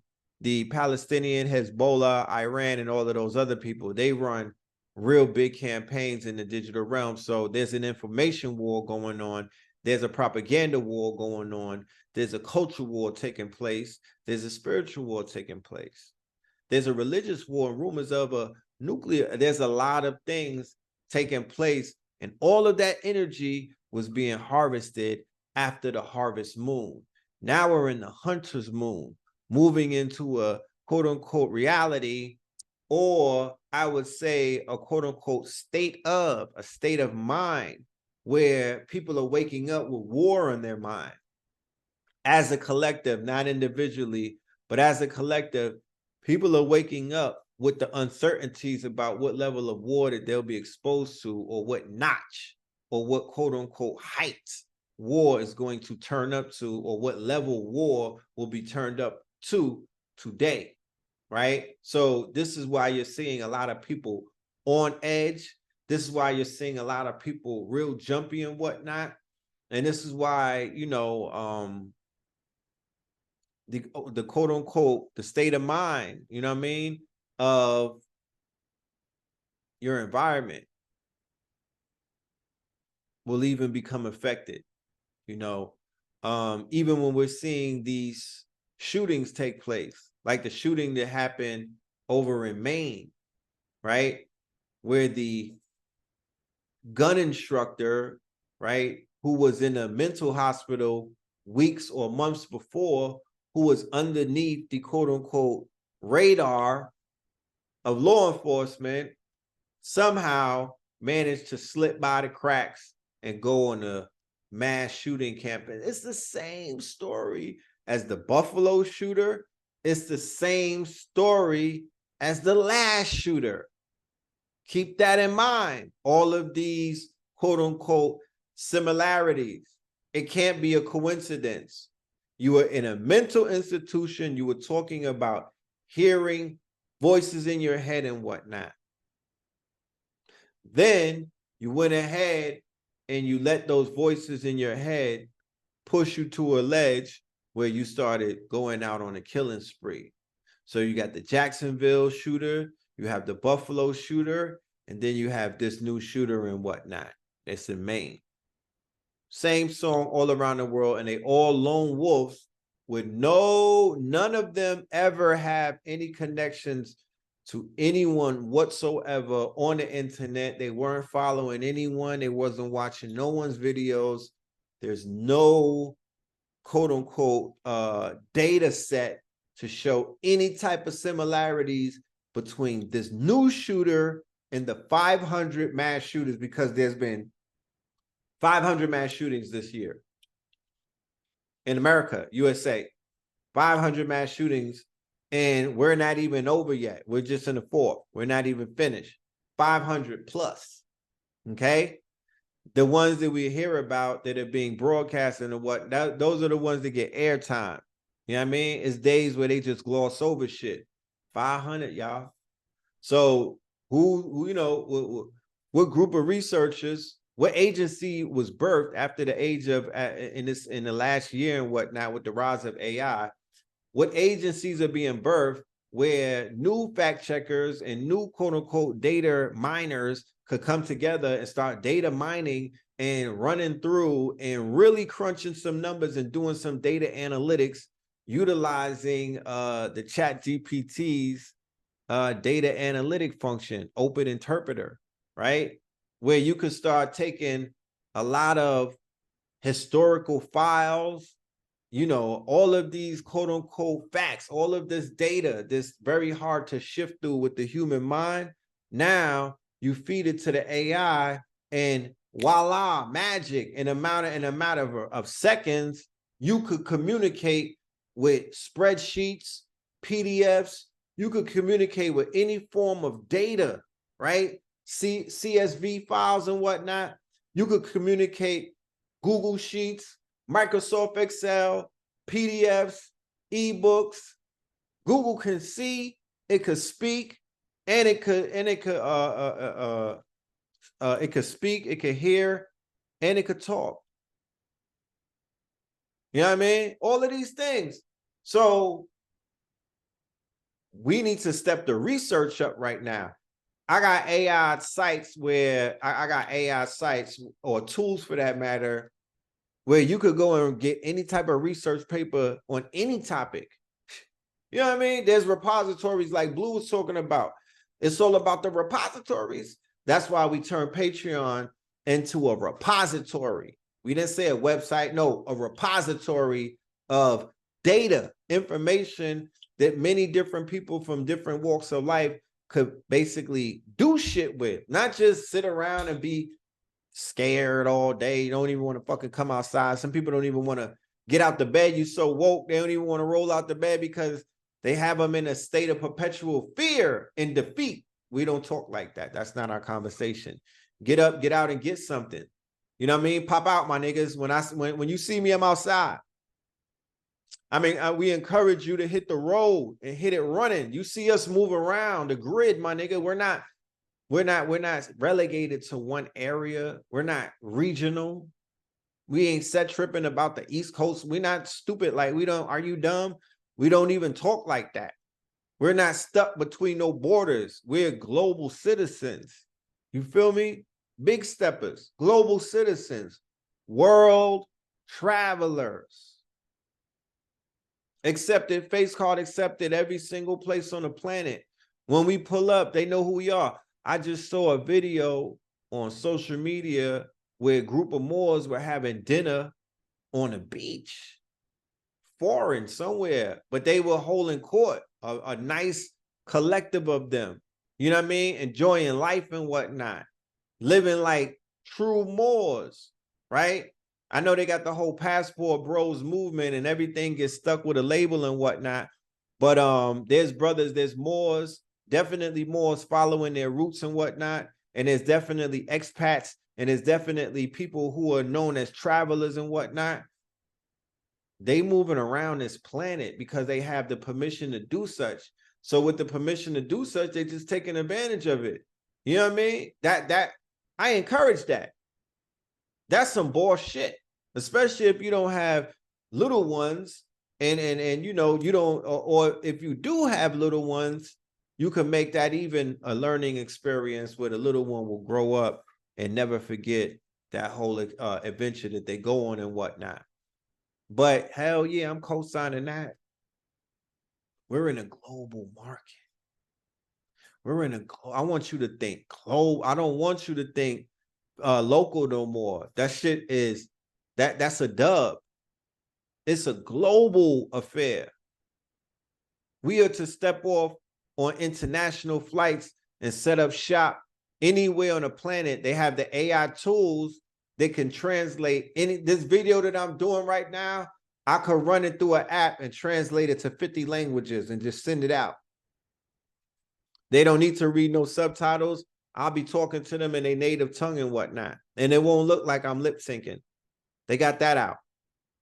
So if that's the case, you could do any type of videos in English for training and whatnot. You could talk to your staff, teach your staff, orientate your staff, There's no the language barrier is that wall is about to come all the way down. It's already being taken apart, but that shit is gonna come tumbling down in a minute. So global business, think global. You don't think global. You are the exporter of global items that they can only get made in Brooklyn, made in Bankhead. You know what I'm talking about? Made in West End. And it should be something that China can't duplicate. And you found yourself with a value proposition and whatnot. Geo-target, geolocate, you know what I mean? Create content in those areas and show the beauty of them. These are some of the things that I would tell a client in a consultation.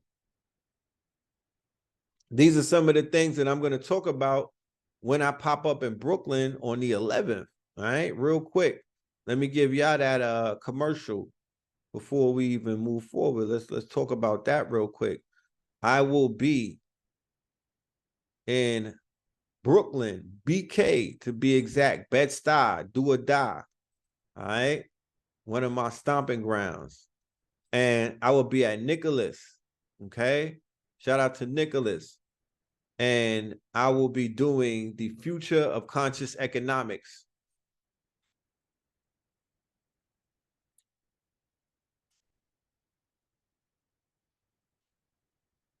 That's going to be fire. On 11/11, all right, we will be in BK, Brooknorm, and we're going to be laying out some fire, okay? Please come out from New York. Come and see your peoples and whatnot.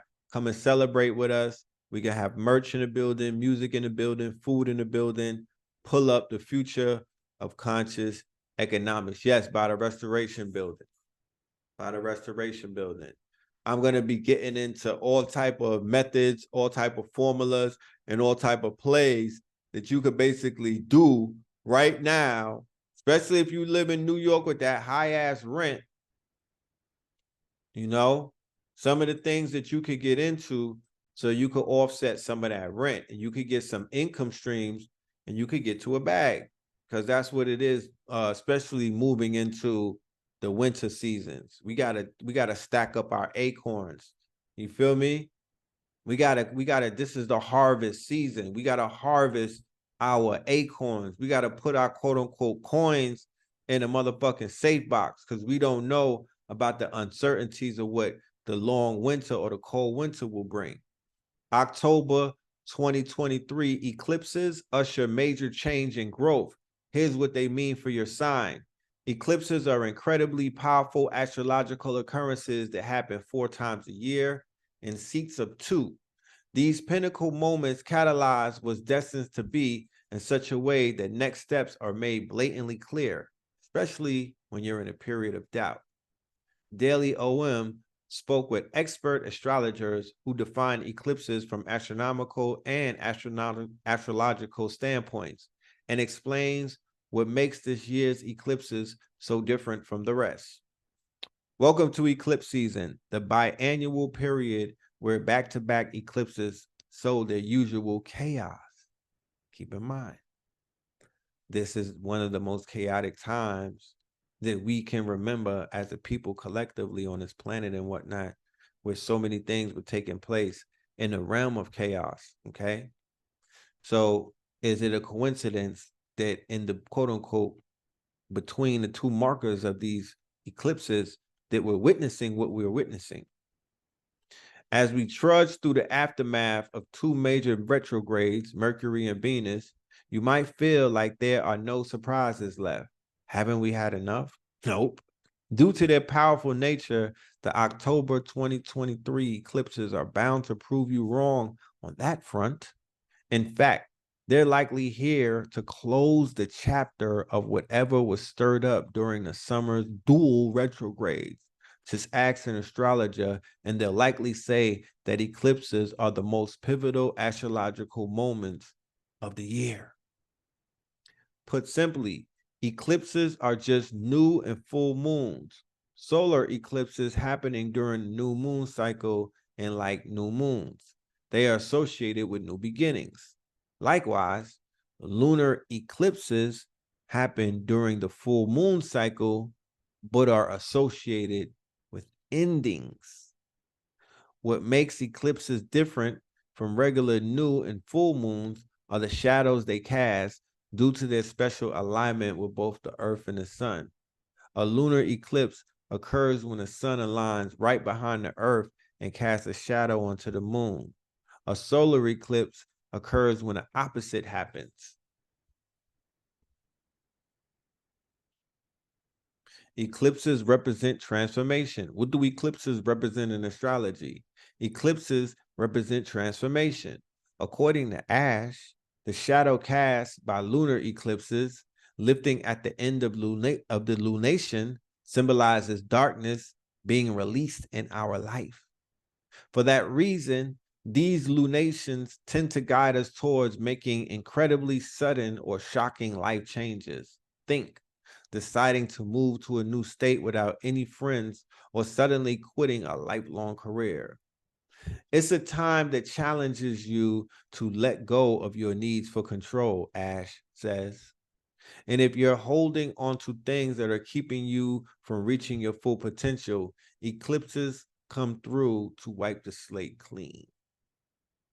4 eclipses occur a year in sets of 2, a lunar and a solar eclipse. Eclipses spend about 18 months in opposing signs of the zodiac wheel, helping you detox 1 or 2 areas of your life at a time. Opposite signs on the zodiac wheel, for instance, Gemini and Sagittarius, are supposed to represent 2 sides of the same coin. Okay. I can't read all of the signs, okay? But I'm going to read the Scorpio. Signs most affected by the Taurus lunar eclipse. For the Scorpios, this particular eclipse is the last chapter in this volume of Scorpio's love life. The last 2 years have seen major ups and downs for you and your partnerships, but Stewart reassures Scorpios will likely be breathing a sigh of relief as the pressure of the last 2 years finally lessens. So during this quote unquote strong end, right, while people are tapping into the energy or the spirit or the state of Halloween, right, there's been a lot of shootings and whatnot and killings and outbreaks, okay? We're just going to go over a few of them, right?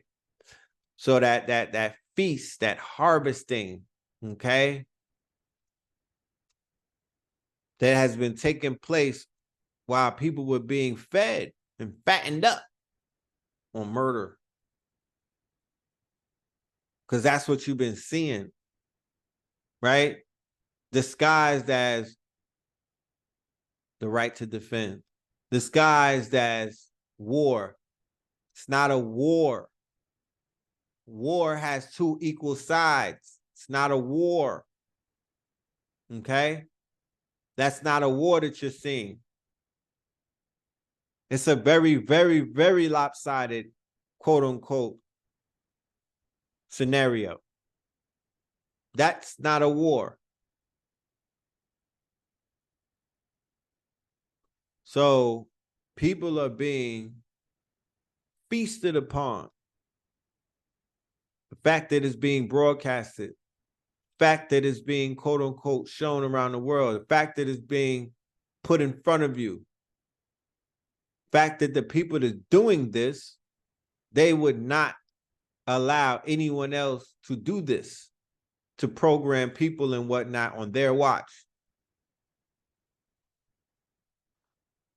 The inferiority or the fragility and whatnot of allowing people or the fragility of getting caught slipping and getting caught with your pants down and being shamed and whatnot in front of the world, like the bully that gets smacked and his tooth comes out, or the bully that gets smacked in the yard and whatnot, and he falls down on top of his boys and whatnot.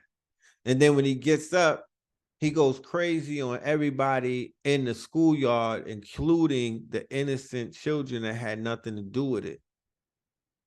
But he turns into a tyrant when you catch the bully and the rabbit got the gun and you pull their pants down and whatnot. That's probably what you're seeing with these people who have to assure a very scared population, a very quote unquote, this population now in Israel is intimidated.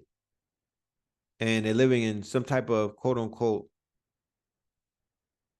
reality where what they thought couldn't happen happened. So what else don't they think can happen?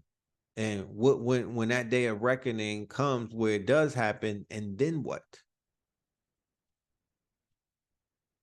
Okay.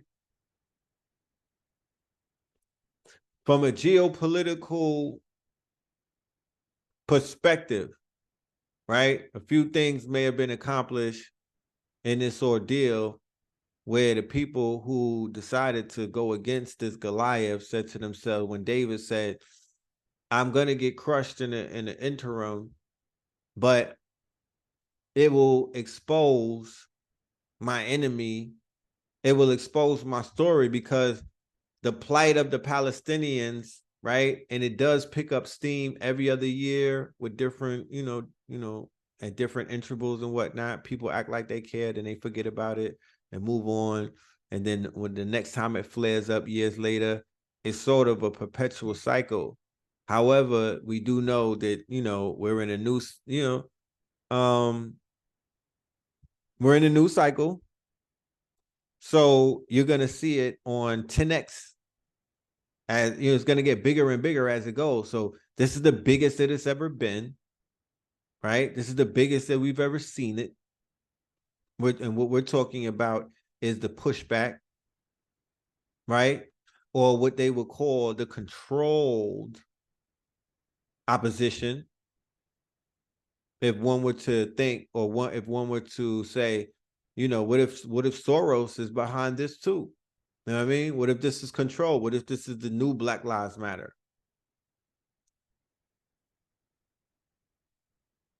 But the sentiment towards Zionist Israel has been turned in such a way that I've never seen before.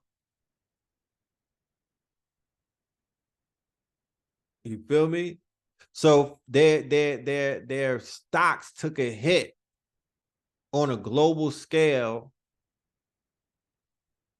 that probably wouldn't have got hit if they didn't show their fangs in front of the world and turn into straight barbarians on these people. And they had the nerve to call them, they invoked the Moorish, they invoked barbarism, they called them barbarians. That's what Bibi said on news today. He was invoking the whole, when you hear barbarians and all of that, that's Crusaders speak. That's dog whistle speak. That is the way of them, quote unquote, speaking of Saracens and stuff like that. When he goes there, he's talking about Moors. You know what I mean?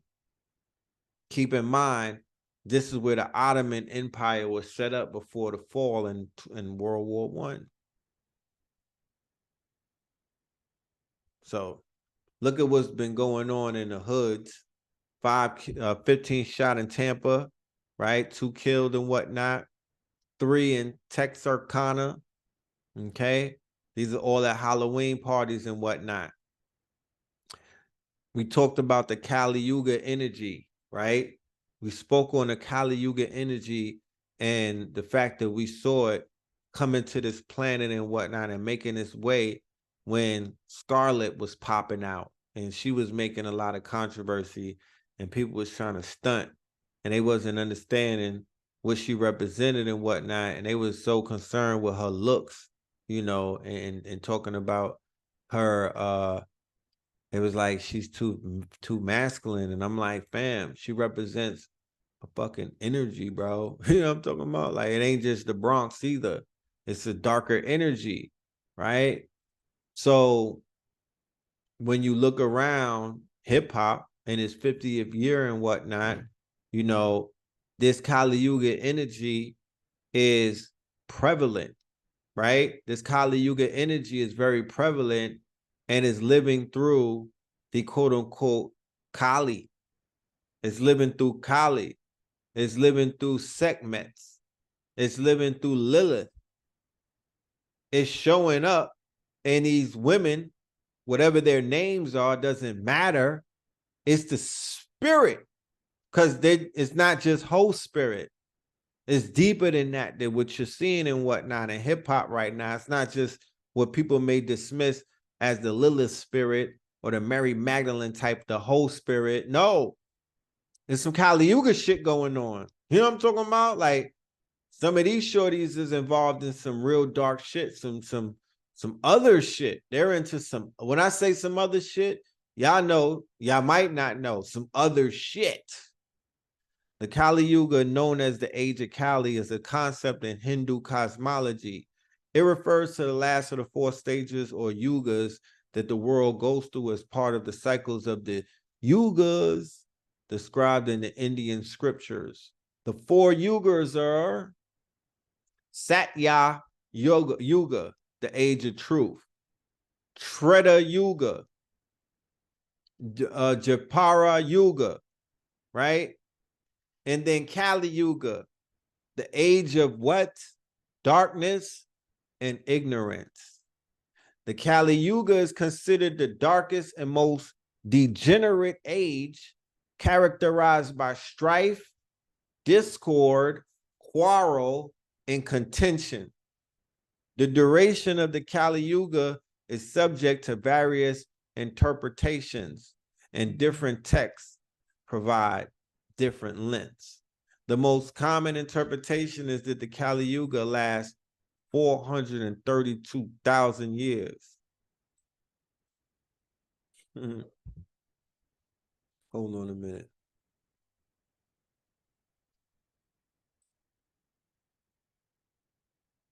According to Satihana, an ancient Indian astronomical text, the Kali Yuga began at midnight on the 18th of February, 3102 BCE in the proleptic Julian calendar, or on the 23rd of January, 3102 BCE in the proleptic Gregorian calendar.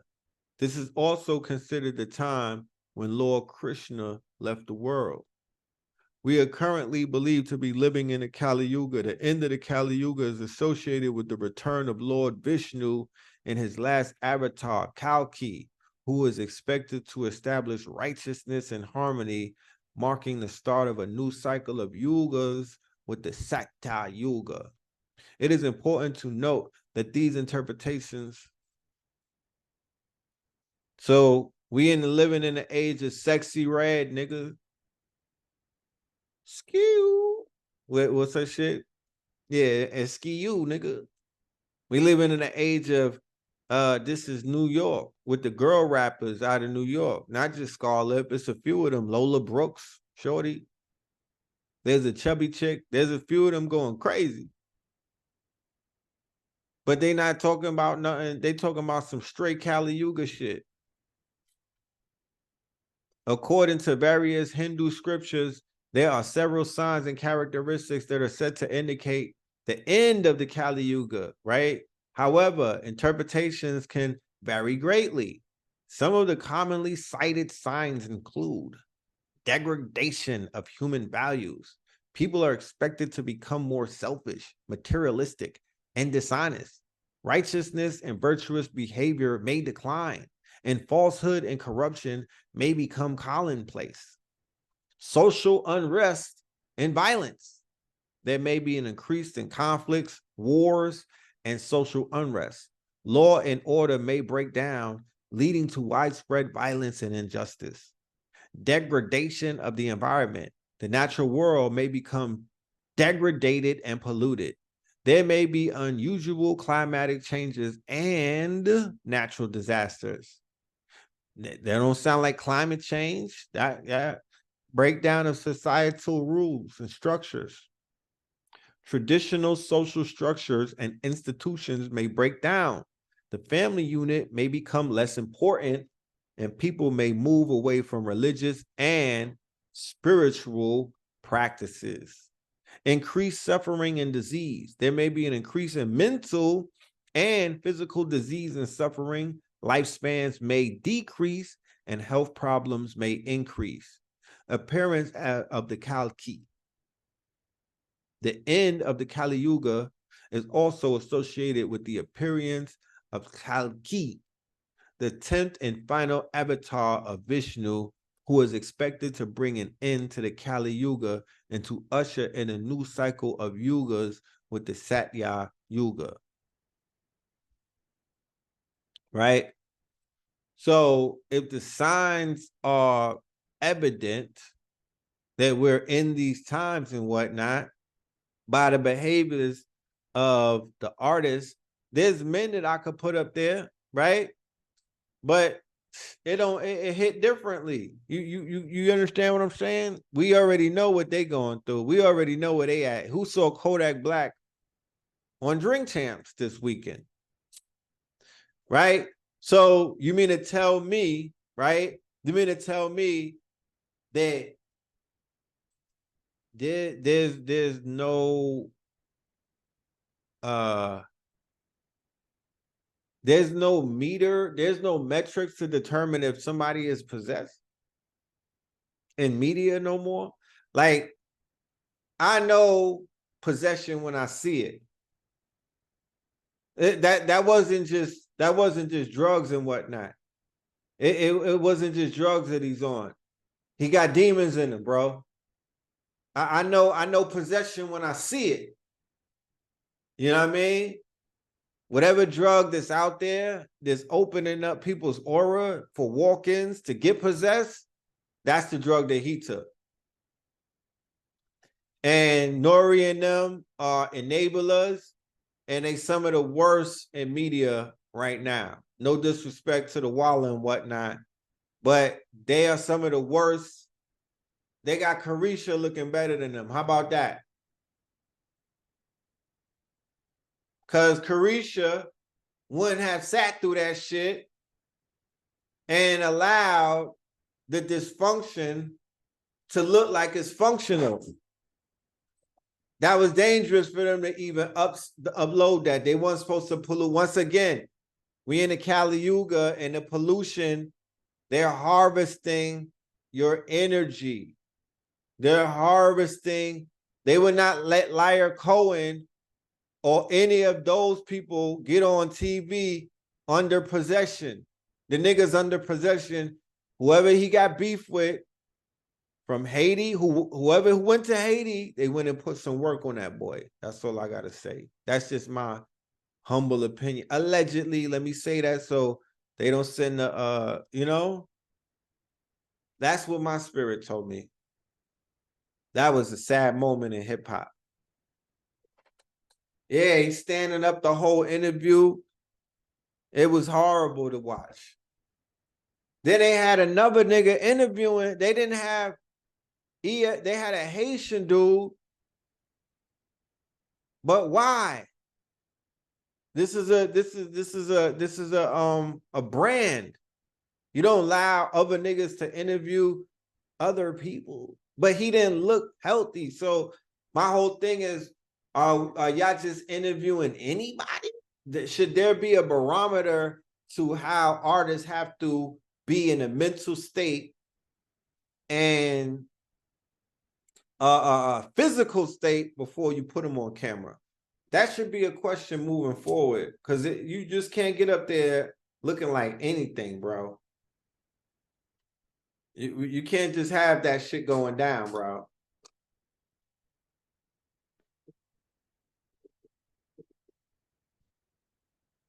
Shout out to everybody going through some type of possessions, bro. You know? And that shit is going, watch, it's you know, the youth that's watching, that's a bad sign to show them. Like, they could be geeked up like that and still be, you know, and go viral. And nah, fam, bad precedent.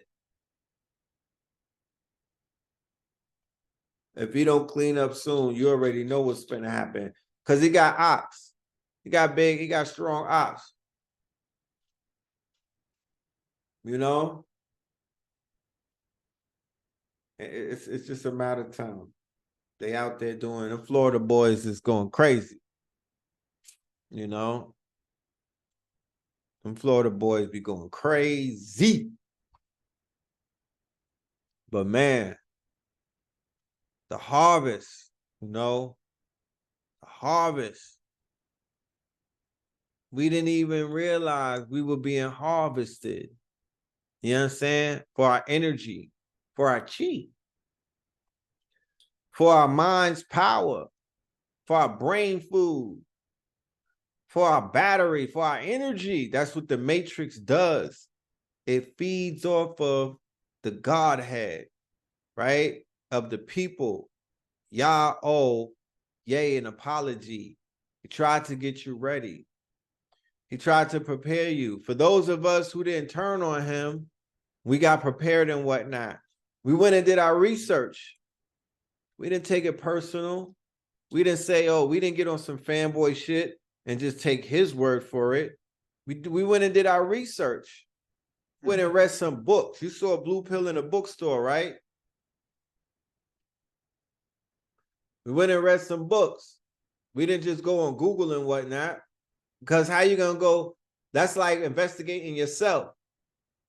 If they run Google and whatnot, what you think? You're gonna find everything on Google? No, you got to go into another primary source, and it starts at the bookstore. It doesn't end there. You know what I mean? There's private collections and all kind of shit, but you definitely got to start going to those bookstores and buying real books. That digital shit is cute, but that's not, you know, the Amazon 1984 book burning and whatnot. That's not where you're gonna find the truth. You're not gonna find it on the goddamn search engine. How about that? You know, you'll be lucky to come across somebody talking the truth, unadulterated and whatnot, on some of these channels, because even that's compromised. So good luck. Good luck, but do your own research. You know, history is best qualified. Do your own research. But we went and did that, and we saw some things. So a year later, when we saw what we saw, we knew what we were seeing. We're not, and it's not, at this point, it's about what are you seeing? I know what I'm seeing because I've been prepared properly, right? He got us dressed for the party. As erratic as his words were, is it as erratic as what you saw they did to those 3,000 babies? Because they got a 9,000 body count in Palestine right now. And we did tell you that 50% of Palestine is children under 18 and whatnot. And according to them, those is targets too, because everybody is Hamas. Right? So if that's normalized, if that's accepted, if that becomes the norm, then your heart has been hardened. You who can't even, right? Because they told you to stand down, hands up, don't shoot, and you know, all that shit. Right? Told you to march, told you to stand down. Don't talk about revenge. Don't talk about the law of the jungle. We're not entertaining that. You know what I mean? Apologize. They neutered you. They defamed you. Right? But with all of that ranting that Ye did, you're going to compare that to what you just got shown in 23 days, what them people are showing you. And when they come out and just listening to what they've been talking about and how they saying it, you good with that? And then when the clip came out where they representatives is in America and they talking about we the biggest ops, you good with that? Okay, no problem. This is what hip hop would talk about. This is what hip hop was. 50 years of hip hop, so ironic, and there's no strong voices against. This is a people. The people is doing this. The entertainers, and the artists and whatnot, you know, Immortal Technique. Shout out to Immortal Technique. He is one of the sources for the information that I got about the gas in Gaza. You know what I mean? I watched the live stream that he did on Instagram where he went down the rabbit hole. So shout out to him. He's one of the brave ones. He's one of the brave ones.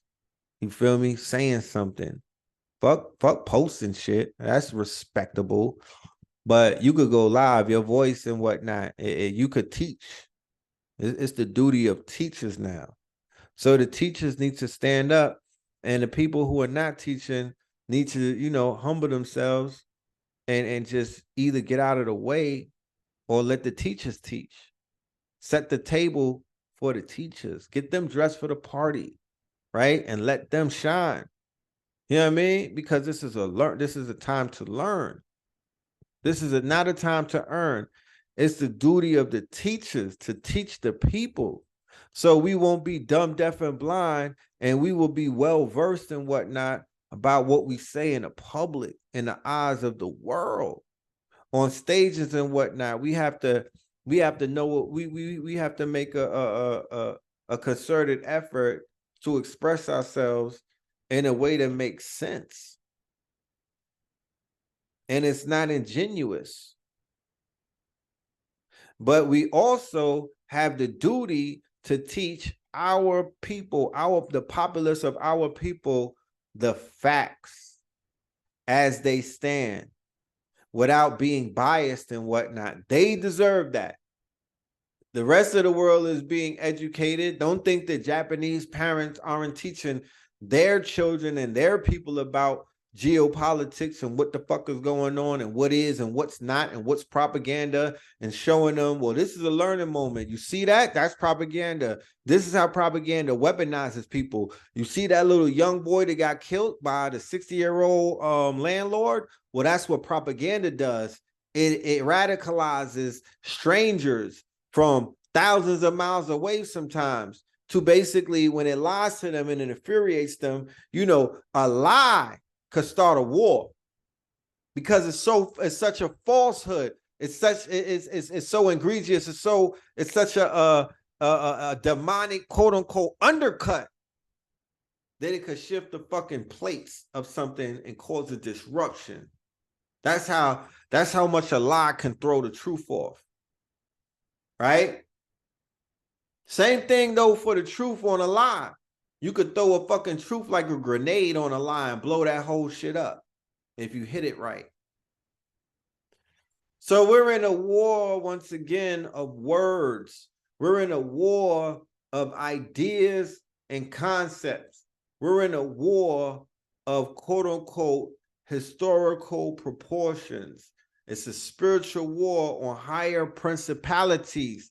If you don't see it, if you don't feel it, if you're not in it, it's not my duty to tell you about it.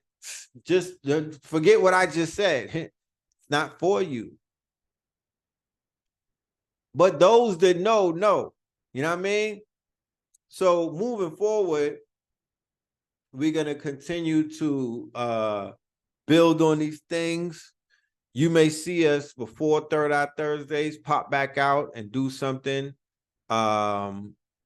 More than likely, I might do something tomorrow, Techno Tuesdays, to prepare the family for the next cycle that we got coming up. You know what I mean? I'm going to take you through Dale 3. I'm going to take you through about 3 new tools and whatnot. And I'll be sharing my screen just like this. And we'll go on a ride down the quote unquote in the AI headquarters. You know what I mean? In the AI headquarters, because there's a lot of things to do. Techno with a K, Purple Pillar. Techno with a K. You know what I mean? TECHKNOW. You know, like, remember Techno Bowl? So we're doing Techno Tuesdays and whatnot. So look out for the email in your Patreon inbox, not the email. The link will come into your Patreon inbox, and I will post a flyer on the front of Patreon So look for your notifications. Always turn your notifications on if you're a Patreon member, because we always are putting some new stuff up there. And you never know when that piece of information is going to be something that you need. We got flyers up there. We keep the family updated. Like I was saying earlier when the show started, I will be doing Melanin Mondays next Monday, starting in the ATL, okay? KTL and a MF and ATL, KTL and the ATL. Let's go. Hold on. Peace to the family, peace to you and yours, brother Red Pill Report, live and direct. First and foremost, happy Scorpion season to all of my Scorpios, and happy fall for the rest of y'all. You know what I'm talking about? Good news though, real good news. Listen, KTL officially in the ATL. Y'all been asking me when is KTL gonna pop up with something? Well, I'm here to let y'all know, starting the first week of November, we are bringing Melanin Mondays back to a live studio audience. I said we are bringing Melanin Mondays back to a live studio audience. Make sure that y'all tap in. Make sure that y'all RSVP and whatnot. We only got 44 seats available for everybody that want to pull up. We got free options, and we also have ticket options because we offering food and things of that nature. We'll have vendors in the building. We'll have food in the building. We'll have drinks in the building. We'll have this live studio audience, and we'll be taping every single Monday. Melanin Mondays, you already know what it is. Tap in. Yeah. Peace to the family, peace to you and you. Yeah, that's coming up. That's gonna be lit. If you in the ATL, come and be a KTLian, KTL in the ATL. Pull up, come and get some food. Come and meet the fam. You know what I mean? Come and get your merch. You know what I'm talking about? We're gonna have some fire ass Melanin Monday, Third Eye Thursdays merch, some Know the Lead, some KTL merch, the first of its kind. We're gonna be debuting that coming up. So make sure you tap in. For all of the family that's home, you'll be able to tap in as well. We will be taping it live. You will be far greater than what the Mouse. You'll be seeing us in the studio audience. We will be filming, and you'll be in the building. You know what I'm talking about? You'll be able to hear us. You'll be able to see it. You know, it will be quiet on the set while we film, and then you'll be able to also shop with the vendors. We're going to have a button, a buy now button, where you'll be able to buy, you'll be able to shop with the vendors from the luxury of your home, no matter where you live, and you'll be able to tap in right there. We're making that interactive and available to the family at home. So we look forward to seeing y'all. You know what I mean? And we look forward to seeing how this new thing is going to level it up. Third Eye Thursdays, we'll be doing it in this format. I'm going to keep it in this format for Third Eye Thursdays. I'm not going to do it live at Third Eye Thursdays because you know, this is personal. I like this format. I'm cool with this format. You know, we get some sound effects back and some other little things. But for Melanin Mondays, we're gonna get Melanin Mondays dressed for the party. You know what I mean? It's Melanin Monday. We're gonna roll it out and you know, put it in a big dance, you know what I mean? And make it live for the ATL because, you know, they want to come to, you know, they want to be a part of what we're doing. So let's do it like that. So with that being said, I think that's enough for tonight. We got 2 hours and a half and whatnot. Blue Pill, are you still with us? Do you want to leave us with any words, good brother?